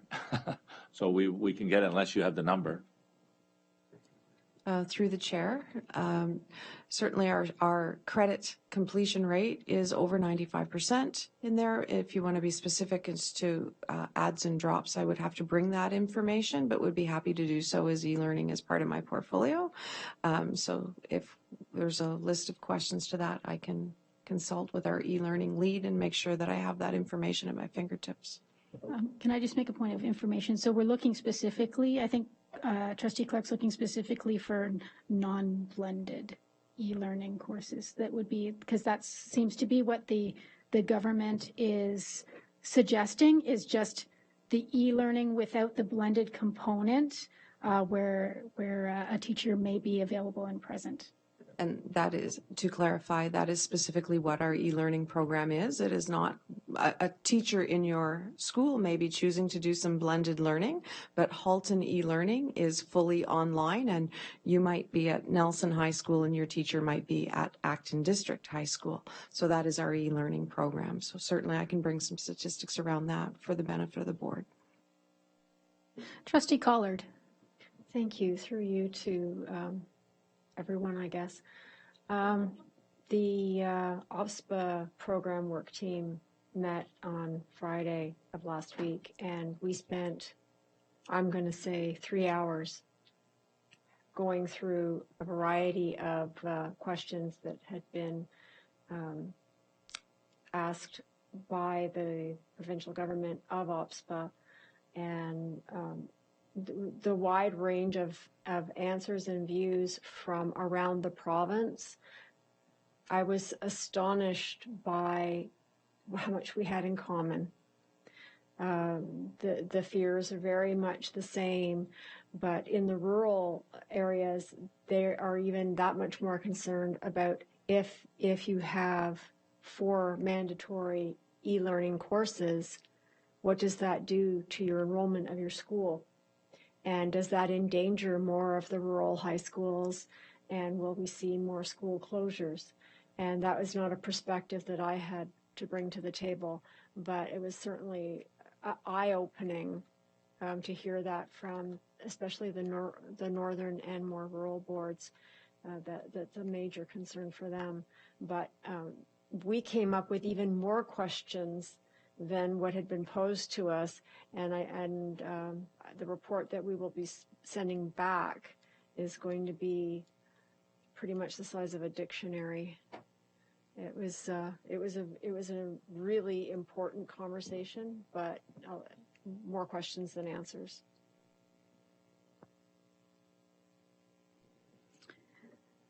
Thank you. Since there's no one else on the speakers list, I'll go off the speakers list there. Vice Chair Harrison, go right ahead. Sure. Thank you very much. Through you, Madam Chair. I find this situation to be wholly and totally frustrating in terms of the lack of information. You know, with respect to e-learning, for example, there's a link in the ministry's announcement to visit their e-learning platform and see what courses there are, and there's no such list at the link. So I think, to me, that just characterizes this whole scenario kind of broadly, and I think Chair Gerbentz is going to perhaps talk about some actions after this. But my question is, with respect to this attrition protection piece, and what my sense is that that's a really important piece because of the statements around no job loss. And, you know, if you just look at the numbers, that's kind of not possible without this attrition protection. So I just wonder what we know, if anything, at this point in time about that.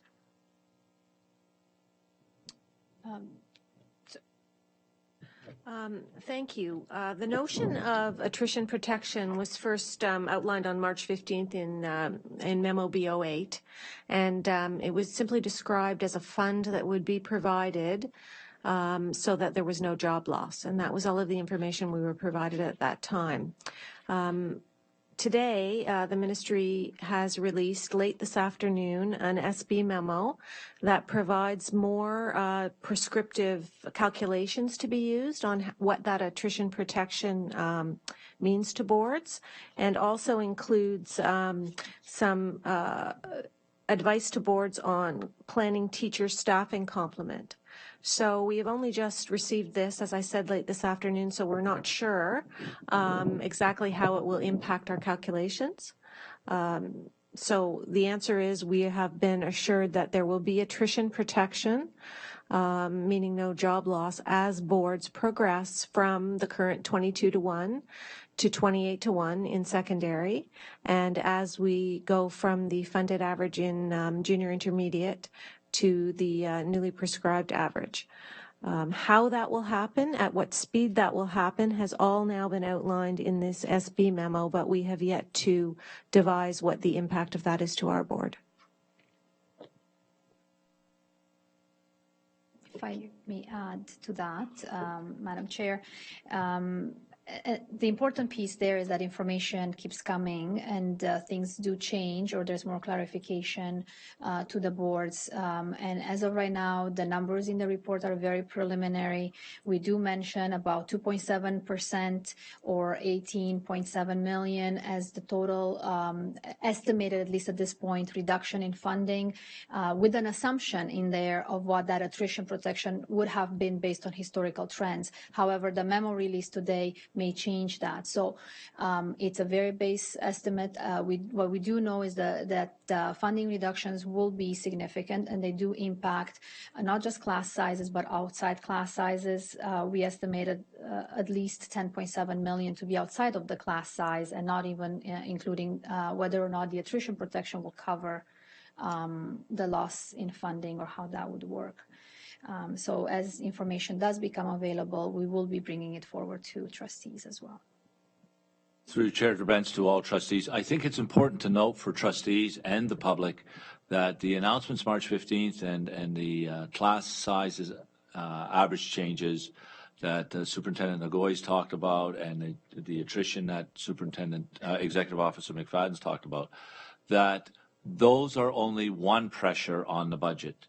And Superintendent Nagoy's outlined them, but we have significant pressures already. And I want to remind trustees that prior to the winter break, a number of EPOs were canceled. Some of those EPOs had staff attached to them, not them all, but a few did.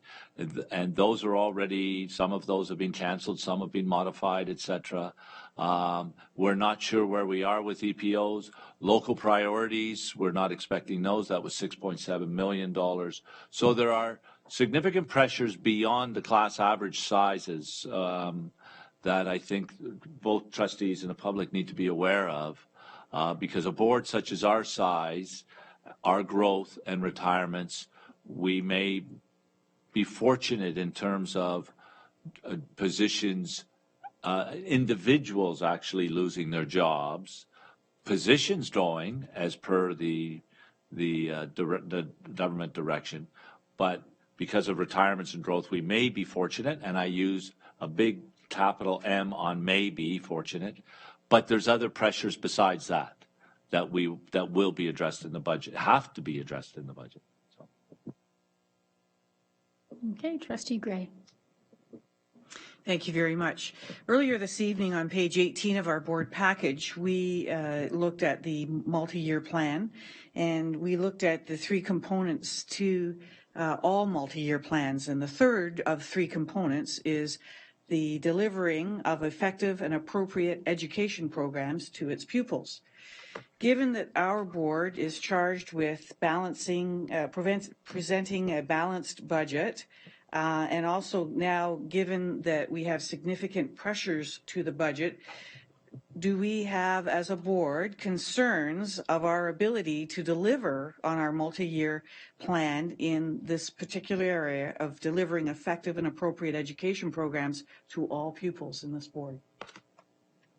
Through you, Chair Gerbents, to Trustee Gray, I would say the best way to describe that is we have some anxiety around for all students.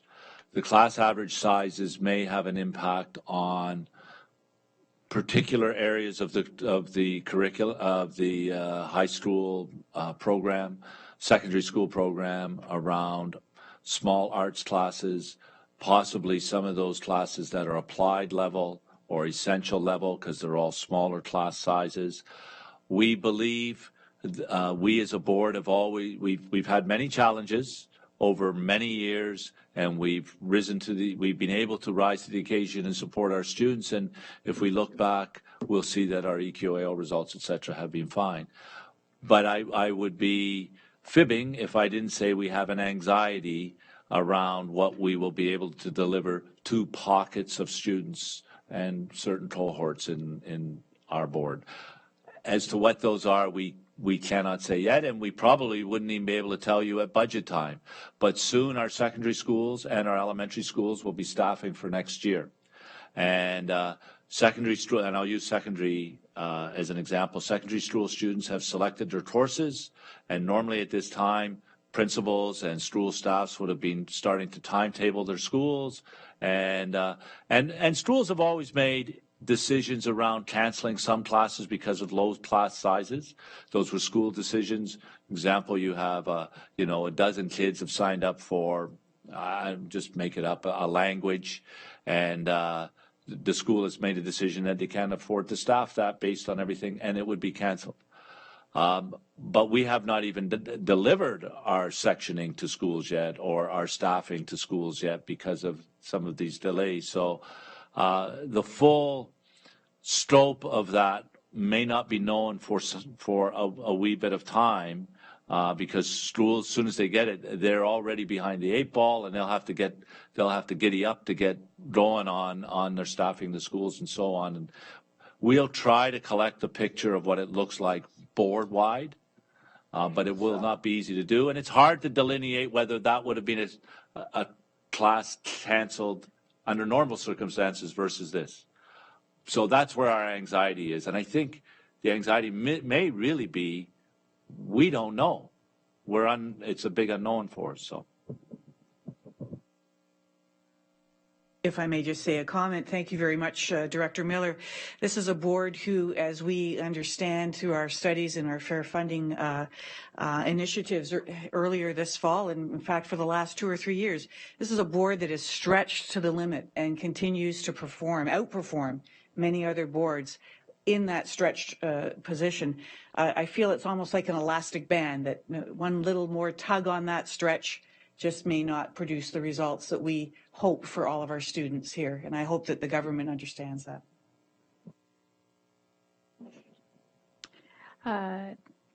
Trustee Oliver. Okay, through you, Chair. We've all seen a memo from Nancy Naylor, the Deputy Minister of Education, that was sent to Director Miller on March 15th of this year regarding new vision for education. The ministry indicated that it is continuing the consultation process until May 31st of this year in order to continue consultation with education partners and collaboration on the government priorities for education. Given this opportunity to provide consolidated feedback and the expressed interest over the past several weeks by our trustee group to engage in this process, I would like to make the following recommendation in collaboration with my colleagues. And that is that a special advocacy and engagement committee be formed to make a formal response on behalf of the Board of Trustees to the provincial consultation to be submitted by May 31st, 2019. And the response may include information received through community engagement events and other communication mediums. Do we have a seconder for that? Trustee Collard. Okay, is there any discussion on that? Seeing none.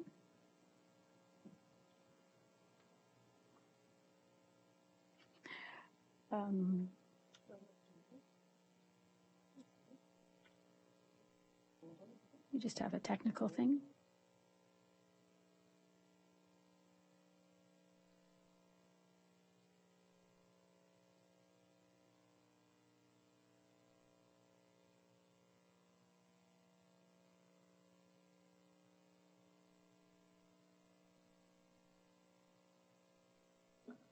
Okay, here we go.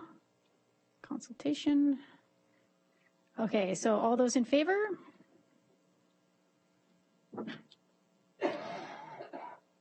That passes unanimously. Thank you very much. So I will need expression of interest to be part of that committee to make that formal response. Okay. Trustee Oliver, let me write down these things. Yeah, you want to do? Great.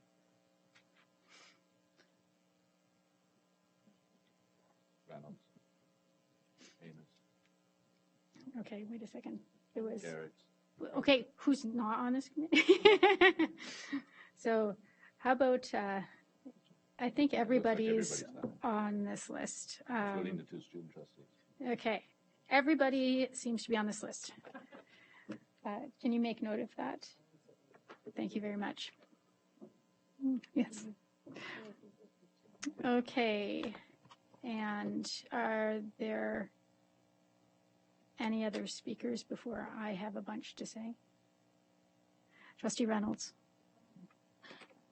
Thinking on this motion and thinking about our timeline, I'm just wondering if we should entertain as a group a special board meeting that we could address these issues and flush them out. We have a very short timeline. I know we have a committee of the whole. We're dealing with budgetary issues. There's a lot to unpack. I think that our communities are expecting us to act, and we are one of, there's been a lot of boards who've come out and have, done media releases on this piece, and I'm just wondering if it makes sense to this board to get business done and get this done quickly, because I don't think we have the luxury of waiting further. So I would like to make a motion that we consider a separate board meeting to deal with this issue. Okay, there's a motion on the floor to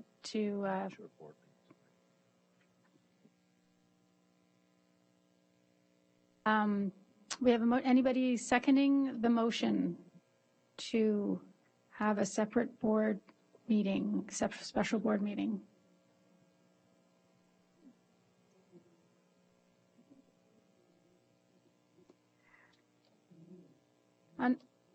Unfortunately, at this time, there may be in the future, but at this time, it's not making it to the floor, sorry.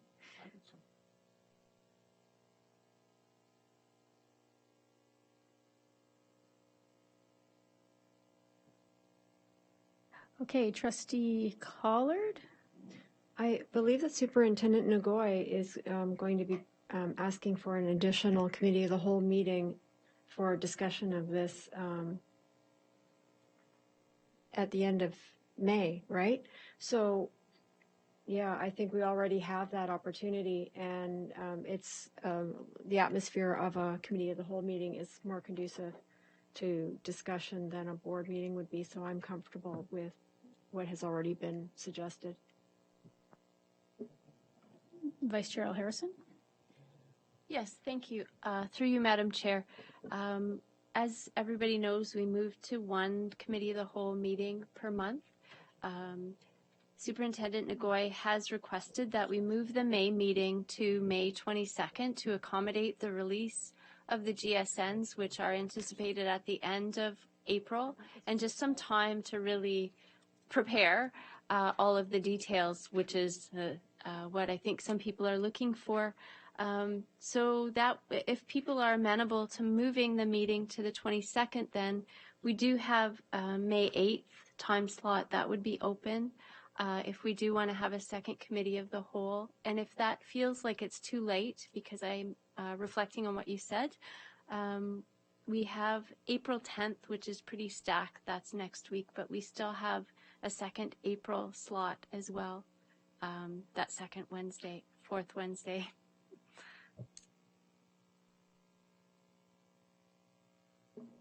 Trustee Reynolds.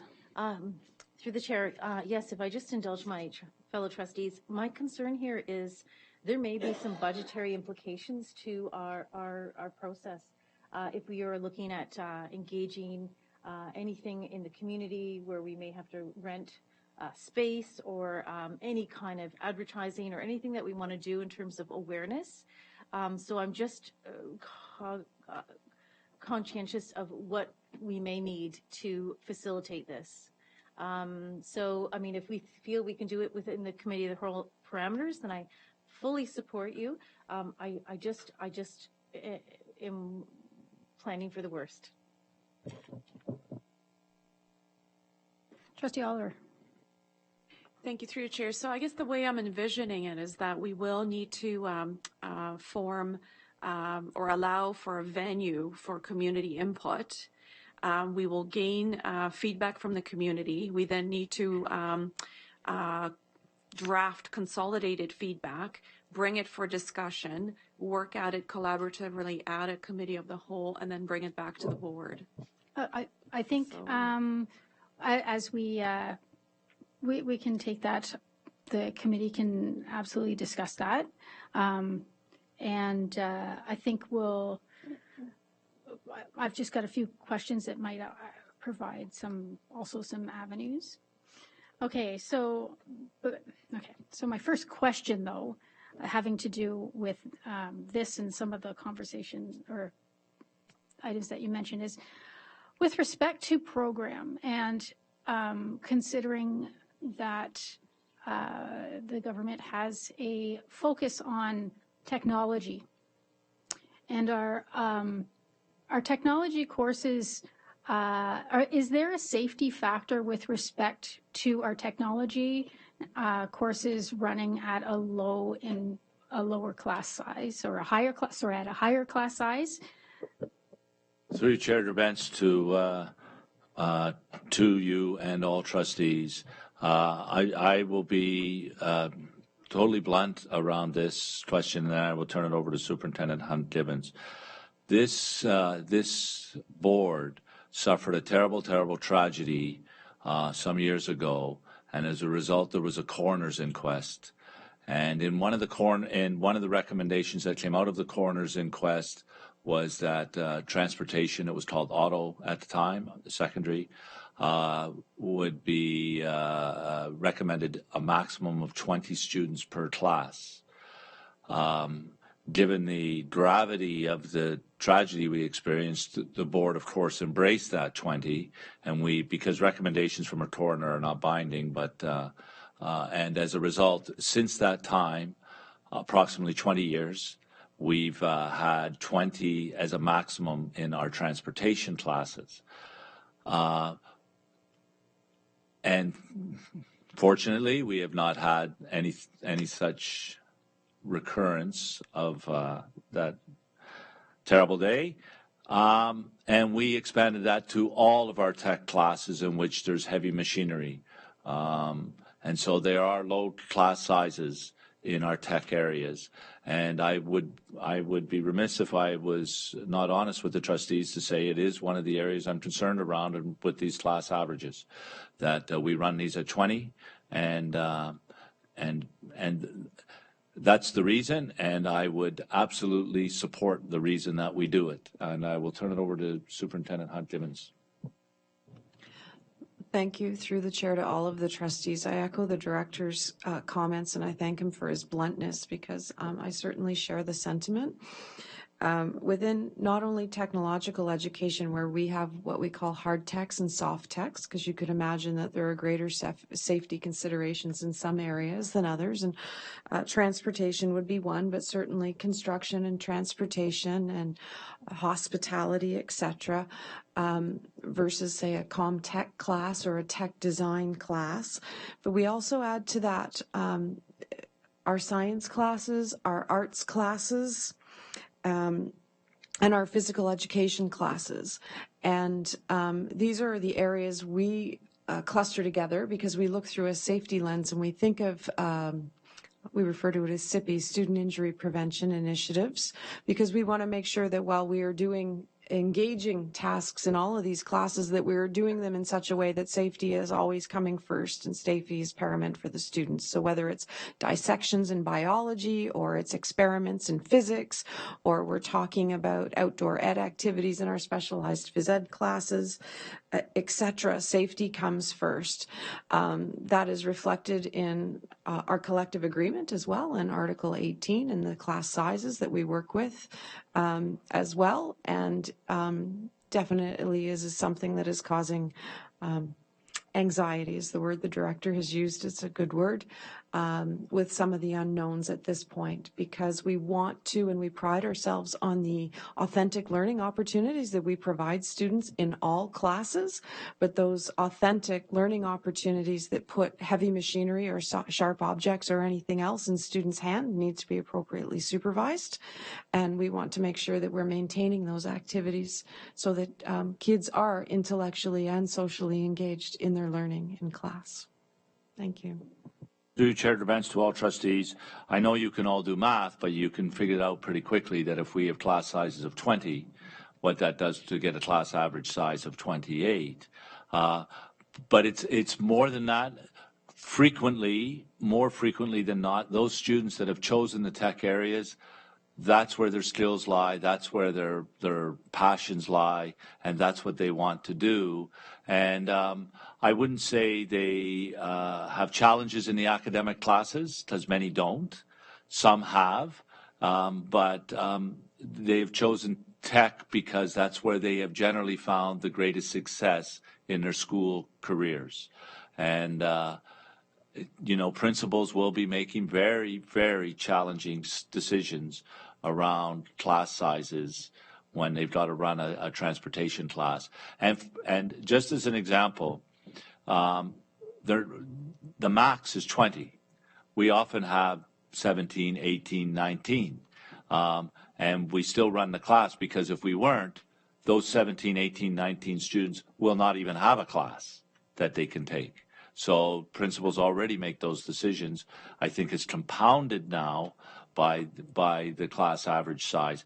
And the last thing I would say around this is our grade 9s in most of our schools, they do a rotation. They do, I think it's 6 weeks, 6 to 8 weeks on a tech. One of those areas is transportation. It's usually transportation, ComTech, and what's the other one? Construction. ComTech, we could have greater than 20 in that class. For transportation and construction, we would likely have 20. So how does a school timetable that rotation, or do they just end a rotation? And the point of that is to expose all grade 9 kids to more than one tech to help them decide which areas they would like to pursue. And it'll put a challenge on that rotation of the tech areas for sure, because you can have whatever, 28, 30 in a ComTech class. I mean, that's not ideal for teaching, but there's far fewer safety issues. But then all of a sudden you go to a transportation and construction and you're down to 20. So these are the things that we will, and I say we, really our school principals will be the ones that have to figure this out, and their teaching staffs and the people who work in our schools will have real challenges around that. So speaking of challenges, I feel like there's a lot of challenges, and I feel we need a report on all these challenges, anything that you can provide us. So I'd like to make a motion.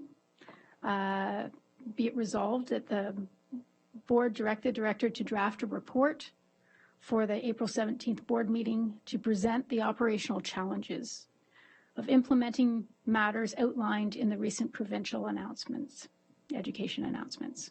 So do I have a seconder on that? Trustee Shuttleworth, is there any discussion on that at all?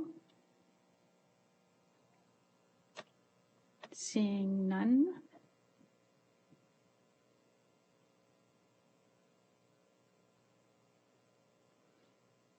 Okay, all those in favor?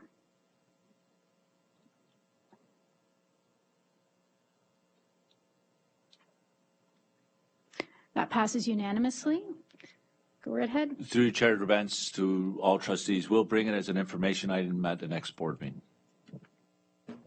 Okay, great. I have, of course, more to say. I always have more to say. So I'm as a trustee, I'm very upset. As a parent, I'm upset. As someone who cares about education, I'm upset. And there's so many parts of this announcement, set of announcements that are upsetting. And as Director Miller said, they're not the only things. There's a lot of loss of funding that was announced earlier. And I think that we need to, I think we need to let the director, the minister know how we feel. I know the community has been contacting me, and I'm sure that all of you have heard from your communities. Trustee Reynolds mentioned that specifically. And so I think I would like to make a motion. Be it resolved that, oops, just making sure I have the right one here. No. Be it resolved that the board direct the chair to write a letter to the Minister of Education copying the Halton MPPs, HDSB trustees and senior staff, OPSPA, OSTA ACO, and local school and student councils speaking to funding, programming, consultation concerns relating to the March 2019 announcements. May I have a seconder on that? Trustee Reynolds, thank you.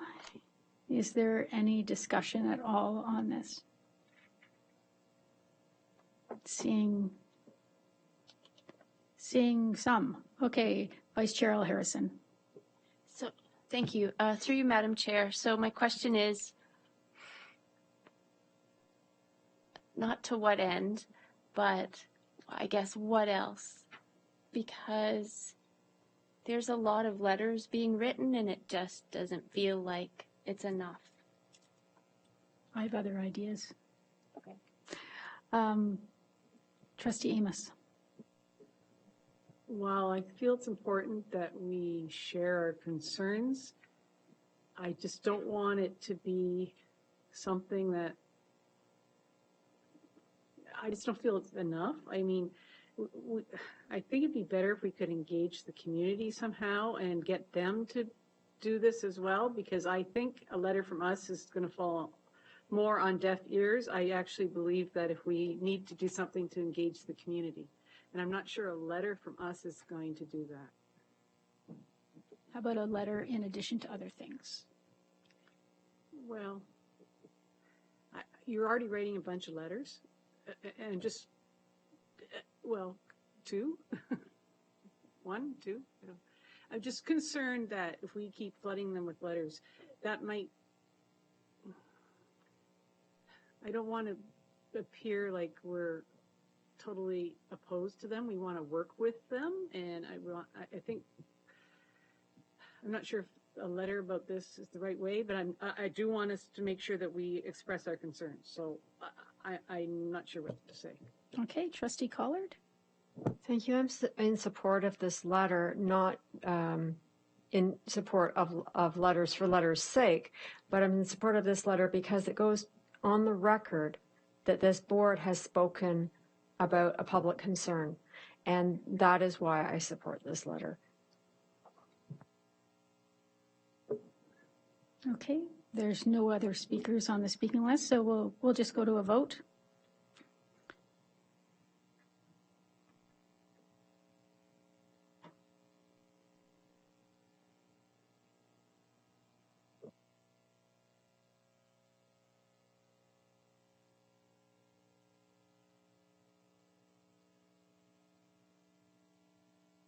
Just having some technical.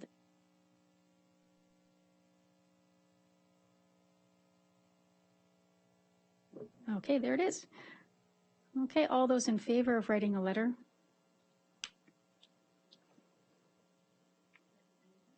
It's a yes or no.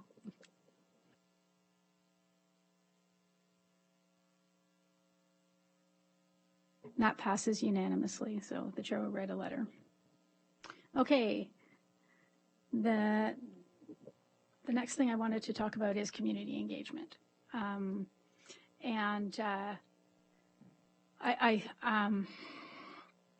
think that we need to inform our communities, but we also need to gather feedback so that we can inform our submission to the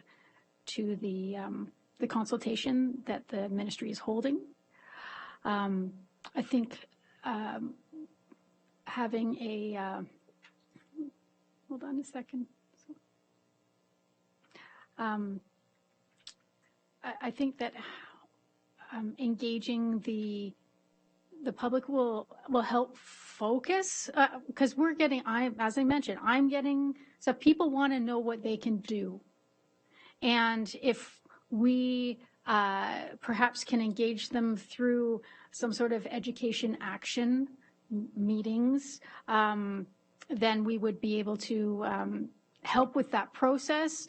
I would like to propose that we have 3 meetings throughout, or like one in each part of our region. So I have a number of, okay, well, we can talk about that. Why don't I put forth the motion that I'm thinking, and then we can, if you want to amend it in a different way or whatever you like. Okay, so this is what I was thinking. Be it resolved that the board hold 3 education action meetings to take place in the region, Burlington, Oakville, and the North, to inform and receive feedback from parents and community members and partners about the proposed education changes. That the Education Action Committee be struck with authority to organize and conduct the education action meetings, and that a news release be created about the announcement-related issues and information about the education action meetings, and that a budget of $300 be allocated from the board leadership fund to advertise the education action meetings. I think education action is in there an awful lot, but I see that actually, I guess I should ask for a seconder. Trustee Collard, thank you. And you were first on the list to speak. Thank you. I was just wondering if we ought to have some timing parameters in there.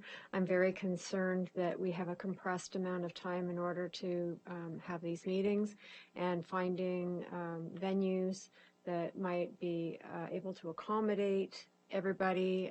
Finding a date for 3 different meetings may be awkward, so we need to start moving on this quickly. I am in support of it, but I would like to ask that you put a date in the motion that this must be done by.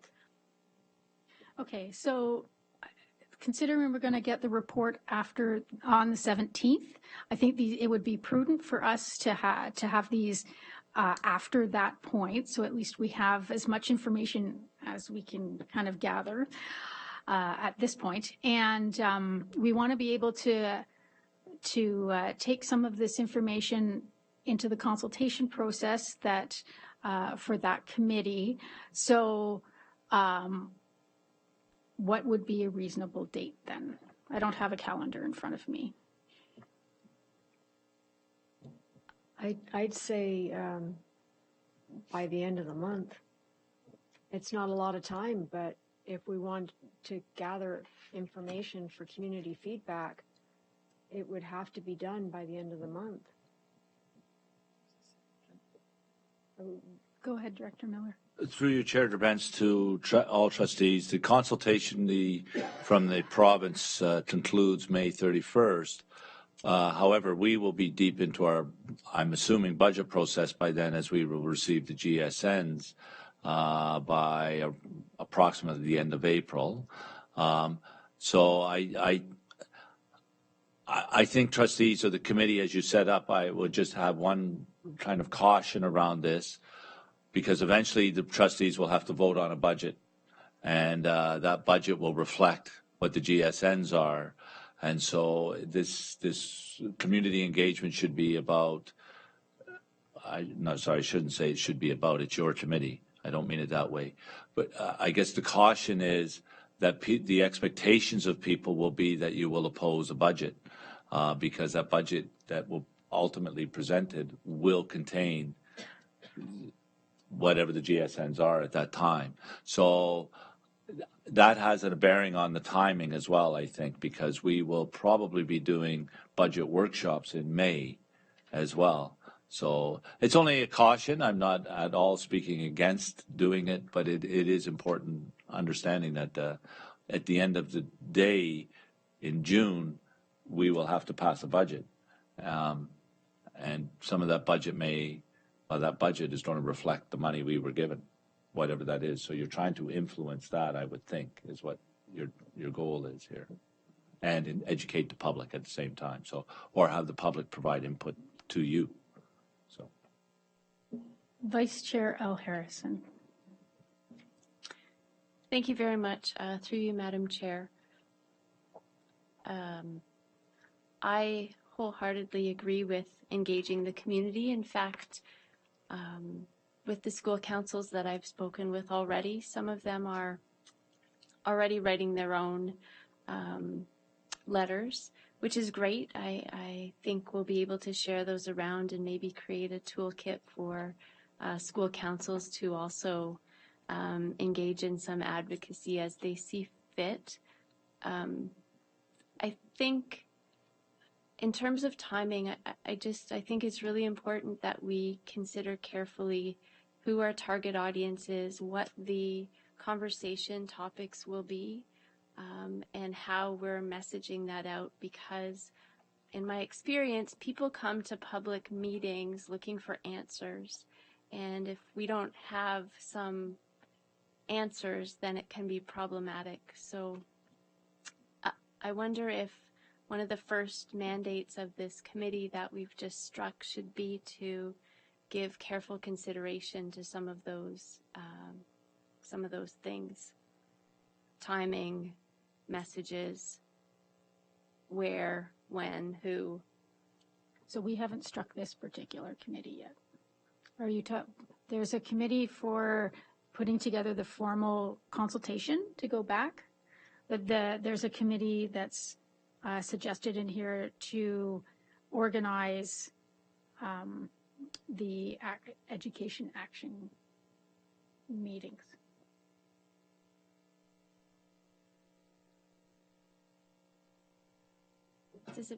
I'm sorry to jump in again. I'm seeing some doing this. I think what you're saying is whether we need to give consideration to making that all one mandate, that same committee would plan the event and then utilize the input to inform whatever input that we're giving. Did I get it? Yes. Okay. So I'm just thinking procedurally how we do the. Go ahead, Trustee Amos. Thank you. We all, the majority of us have super councils, and I know in Oakville we've had just recently a joint super council. I wonder if we should use those as avenues to engage the community, and we could have a group of trustees pulling together the questions and information we want to share with the community, but each of us through our own super councils, and we could invite exterior community as well, use that as an avenue, because that might, we already have those resources, we already have those people as so maybe that might be a way of. The only problem I see in that is that people beyond parents in schools have contacted me. People who are very concerned about our future, who don't have children in the system, who want to know how to be involved. Yeah, go ahead. So we can still advertise that this is happening, but do it through that avenue. I'm just saying, because we already have the avenue, use it, but make it broader. You can invite anyone you want, because we just did that to our super council. That we did an all Oakville Council meeting as opposed to our own individuals, and we told all school council members to come, not just the ones that regularly came, and opened it up to, so you could open it up past that. It's just an idea because we already have the avenue. I think using super councils and school councils to advertise a larger meeting is a great idea, but I think that the actual people that to be involved in the potential advocacy stretches beyond that. So I don't think that we should contain it to super councils as a starting place, but and I think that we may run up against timing issues. Trustee Oliver. Yeah, so just to kind of clarify, perhaps we can address all these issues, and to Trustee L. Harrison's point, that's part of that discussion is the process, the who will be involved, how will they be involved, what will be the questions asked, and then how will the feedback be gathered and then consolidated. So that's something we can discuss at our next committee of the whole as part of that group work. Okay, so we have a motion on the table right now. And so we need to fish or cut bait here. And is there do people want to amend it, or Point of clarification. Can I just ask, Yes. what is the motion as it stands right now? It's Okay. Is it the 3 areas? I'll read the whole thing. Thank you. Okay. Be it resolved that the board hold 3 education action meetings to take place in the region, Burlington, Oakville, and the North, to inform and receive feedback from parents and community members and partners about the proposed education changes, that a special education action committee be struck with authority to organize and conduct the education action meetings, that a news release be created about the announcement related issues, the news release be created about the announcement related issues and information about the education action meetings, and that a budget of $300 be allocated from the board leadership fund to advertise the education action meetings.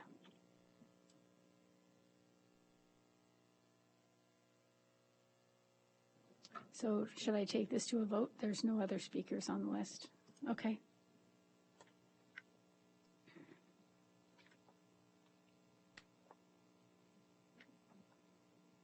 All those in favor?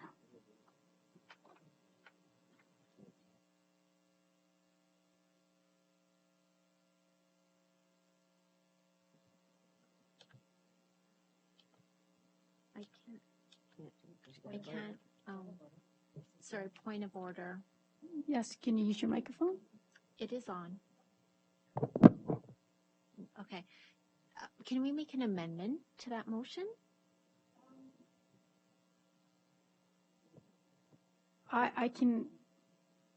We can't amend at this point, but we could, if you want to, if your amendment is about putting the committees together, we can make another motion to do that. Okay. If this one, if this one even passes, we could do that. Okay.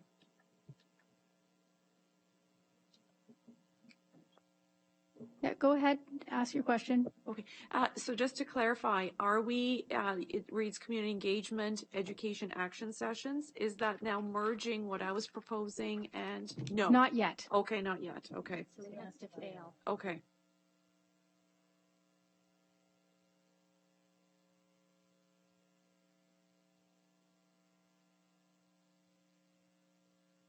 Just vote. No one's going to die. Just vote. You can deal with it either way.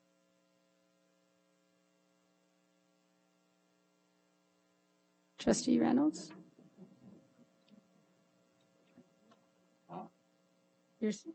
There we go. Okay, so that passes, but not unanimously.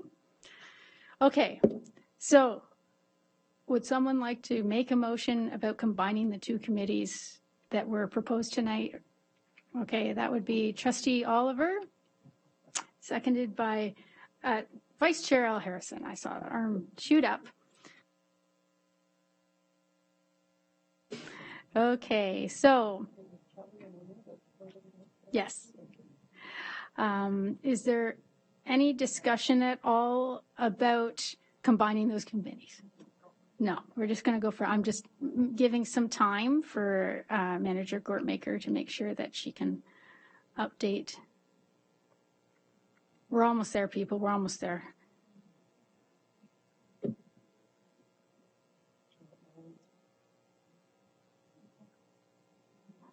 Okay, all those in favor of combining those committees into one?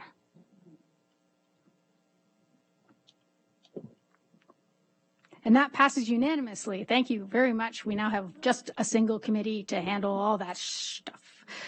Okay. That's fantastic.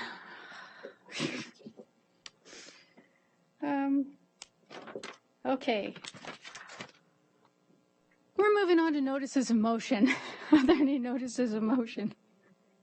Oh, yes. Thank you so much for that report. Looking forward to receiving the next report on April 17th. And thank you very much, Ms. Sweetman, as well, for coming out. Okay, notices of motion. Does anybody have any notices of motion? Okay, seeing none, we have Director's report.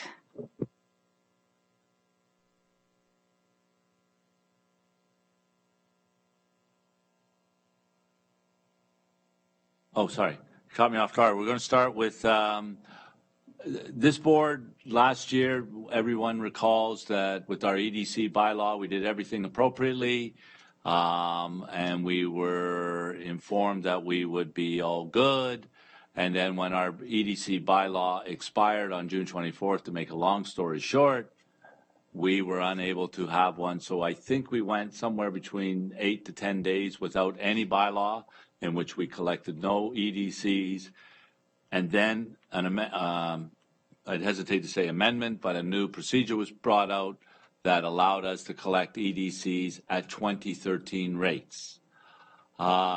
We received good news last week, at the end of the week, from the ministry around EDCs.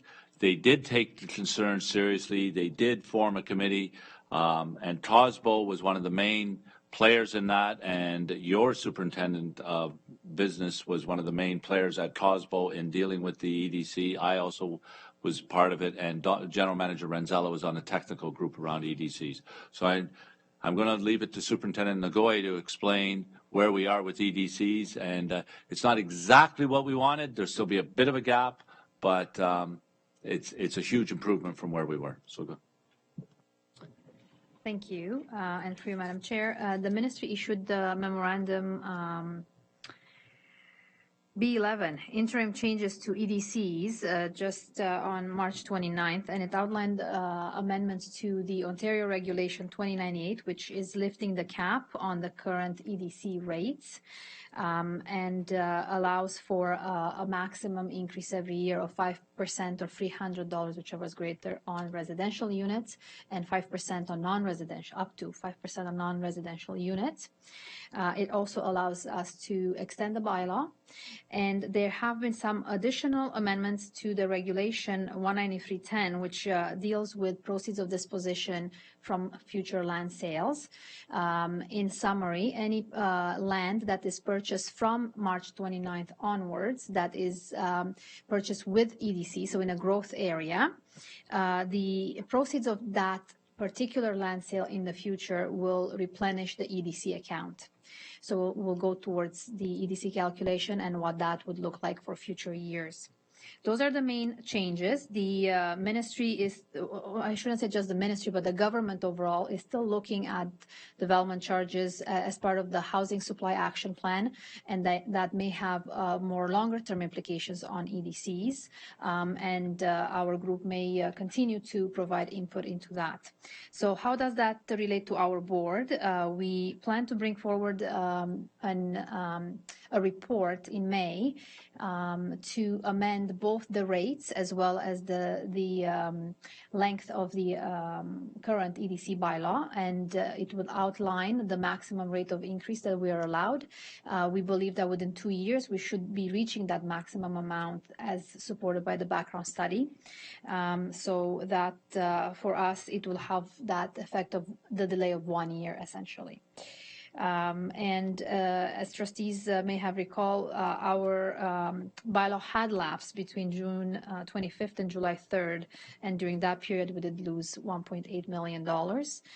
I don't have the full current tally based on the last year's level of rates and where we would have been with the current year of rates, but as of February, the discrepancy was about $1.6 million between the two.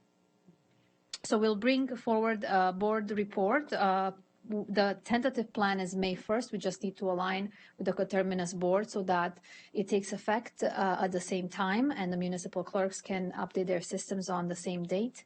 And a future increase will also take place in July at the 1-year anniversary, because we are allowed to do an amendment once in a year. So in July, we'll be passing that into year 2, so we can do an amendment now in May, hopefully, and again in July for the second increase, which will bring us to our maximum rate.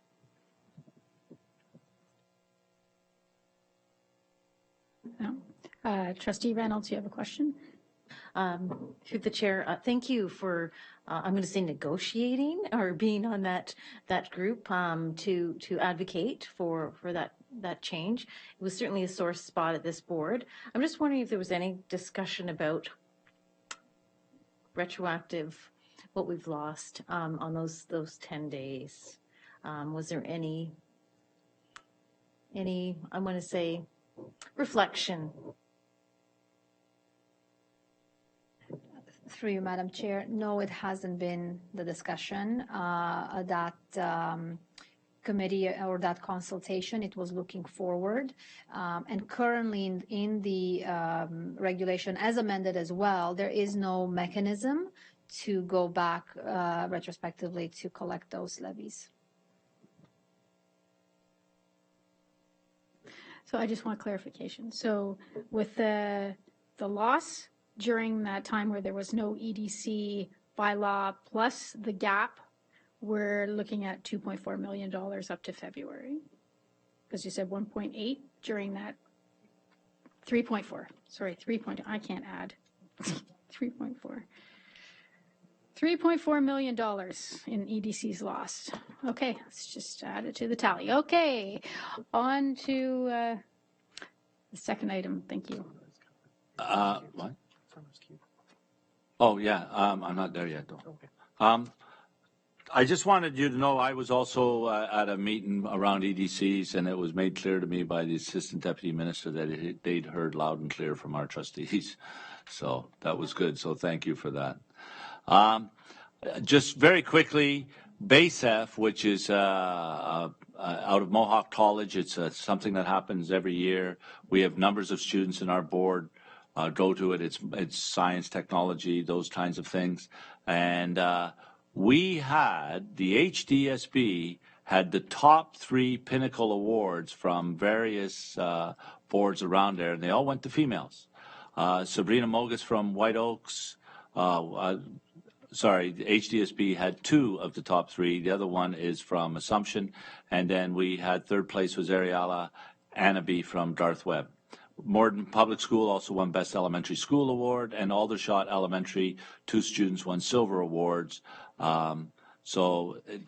We should be pretty proud of that, especially when we're starting iSTEM up, and some of the people there recognize that. The last item I have on the agenda today is I have spoken briefly to the board before around some of the communication we'd like to do, and we want to do some things on a YouTube channel about the great things that this board's doing, and I think what we're doing at staff. So you will see the intro to a thing called Director's Cut, and I don't have to read that. Yeah, and then and it will be followed by episodes, and I'll let Superintendent Etoff describe this as we go along or whatever around. We've got a video to show you, and that's just the intro, and then after that it'll be a number of vignettes, so to speak. So carry on, I've said enough.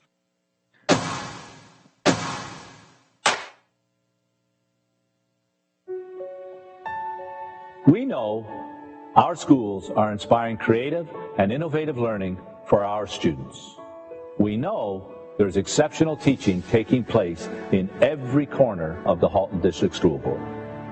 We know how much our staff care about the well-being and development of our students. As Director of Education, I am proud of all our students' accomplishments and successes, so much so that I want to highlight these stories and share them with families, students, and staff. We welcome you to a new and exciting video series called Director's Cut. We will be bringing you stories about the innovative and engaging activities and practices in our schools, classrooms, and workspaces. We will highlight exceptional teaching, innovative learning, and the many ways we engage students in the classroom and provide experiential learning opportunities. Each story in Director's Cut will connect with a key area of focus in our multi-year plan under the categories of engagement and achievement, stewardship and resources, and equity and well-being. The multi-year plan, or strategic plan, is an important blueprint that sets the direction and priorities for the Halton District School Board. We will endeavor to provide you with content that shows how we all play a part in the success of students. Because together, we will inspire every single student to learn, grow, and succeed. Thank you.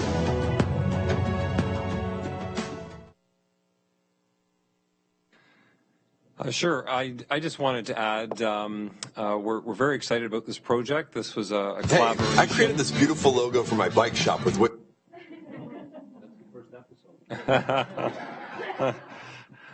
This was a great collaboration with the communications team and Info Center, and we're very excited about being to share, giving a window to the public and to our staff in terms of the great things that are going on within our schools and across the system. Often, yourselves around the table, and certainly ourselves as a senior team, sometimes we get the negative calls, and I think sometimes it's founded in not understanding the wonderful opportunities that exist within our schools for kids.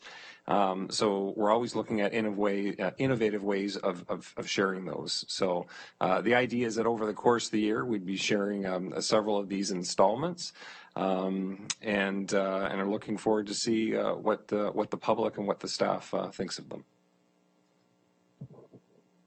Special credit to Summer, by the way, who did the editing, sound, and filming on that piece.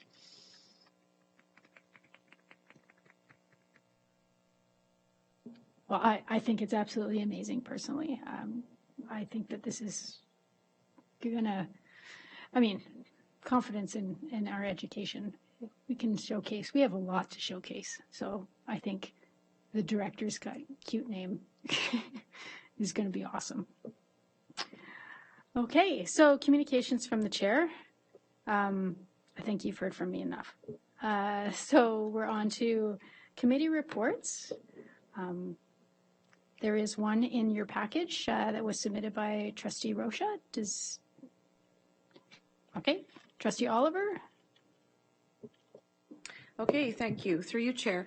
The Special Education Advisory Committee met yesterday on what was designated as the World Autism Day. The committee held a rich discussion about the importance of SEAC as a resource to the families of students with special education needs, and the need for a process to increase awareness about SEAC and its member associations. The committee also talked about the need to create a process that will welcome questions from families and a process that will answer those questions and help to direct families to appropriate HDSB staff. Finally, the committee also learned about the HDSB mental health strategy, and then through small group discussion was able to provide feedback and input into that strategy to our mental health team lead, Michelle Bates. Thank you. Trustee Reynolds. Thank you. On behalf of Trustee Gray and myself, I extend appreciation to Trustees Garrett, Shuttleworth, and Grabentz, as well as staff members Ms. Thrasher and Ms. Francie for participating in an ad hoc meeting earlier today. The discussion was on process improvements to our Inspire Awards. In an effort to improve continual improvement, we've made a few recommendations to the Inspire Awards process, and we would respectfully ask for 5 to 10 minutes in an upcoming committee of the whole to seek approval from our co-trustees to implement these improvements. Vice Chair Al-Harrison. Yes, thank you. Through you, Madam Chair. Speaking of committee of the whole, I just wanted to remind everybody that we'll be meeting next week, April the 10th. And on the agenda, you will see the policy work that we have talked about earlier this evening, the trustee honoraria policy, the initial long-term accommodation plan presentation, budget, and Inspire Awards.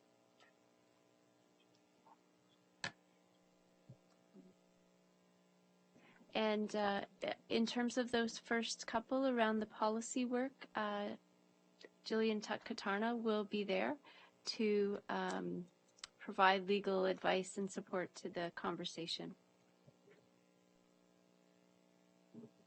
Okay, and Trustee Code of Conduct Committee. has met on a couple of occasions now, and we are now in the process of pulling our information into a single policy. Or, yeah. So that should be returning to the board probably for the next board meeting in April.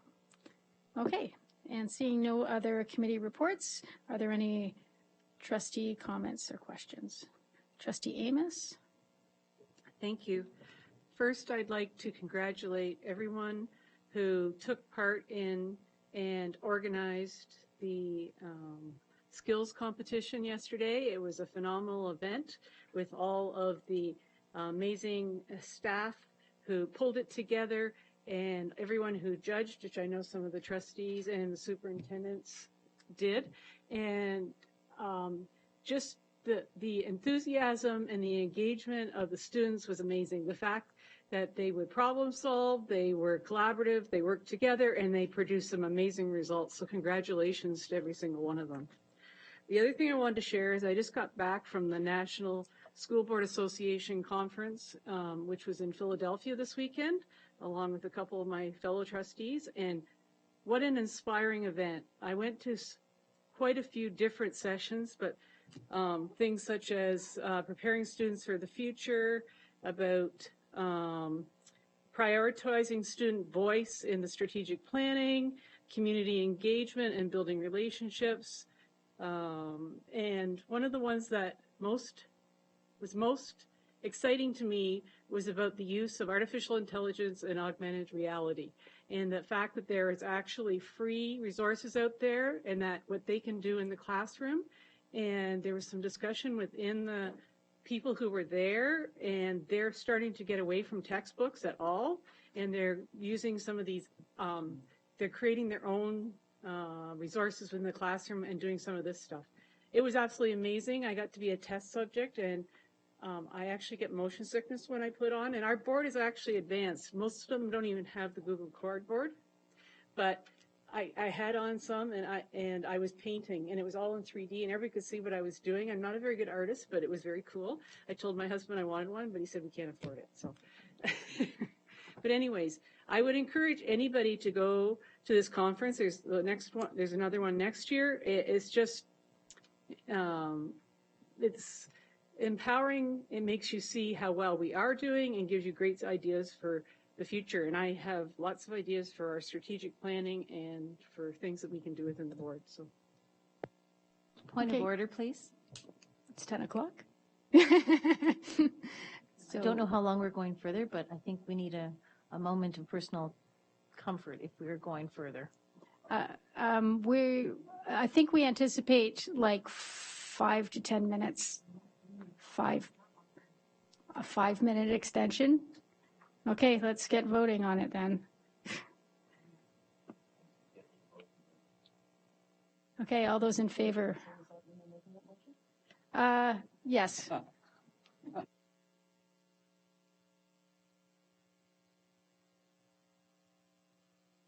So we are extended for 5 minutes. So back to the speaker, Trustee Shuttleworth.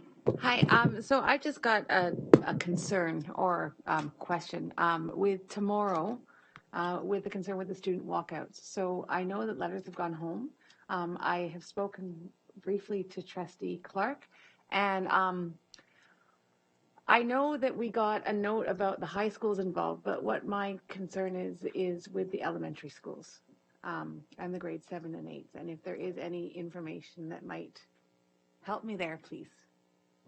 Through you, Chair Drabantz, to Trustee Shuttleworth, we have information, I don't know off the top of my head, but we have information that some elementary schools will be participating, intermediate kids.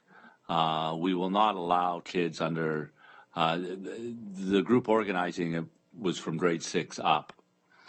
We certainly will not be allowing any students under grade 6 out. And the grade 7s and 8s, it is our hope that if they do walk out, we can confine them to the property and not walk out on any sidewalks and so on. And the principals are well aware of that. I'm totally confident in our principals to be able to manage the situation at elementary schools. There is talk that elementary students will be leaving and going to their closest secondary school. If they do so, they will be unsupervised at that point.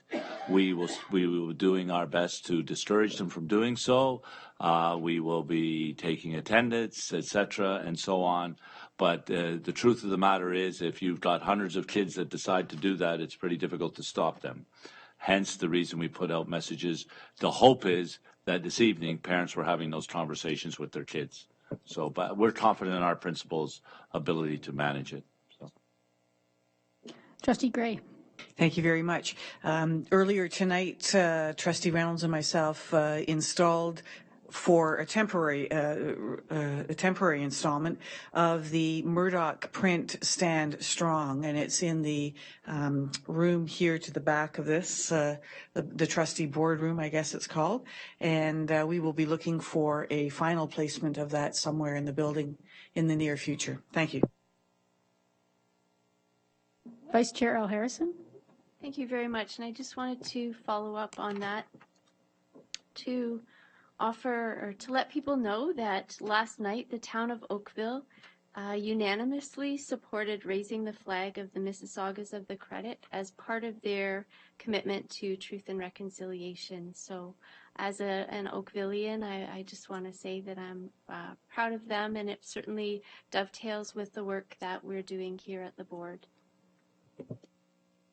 Okay, we have exhausted our agenda. I declare this meeting to be adjourned.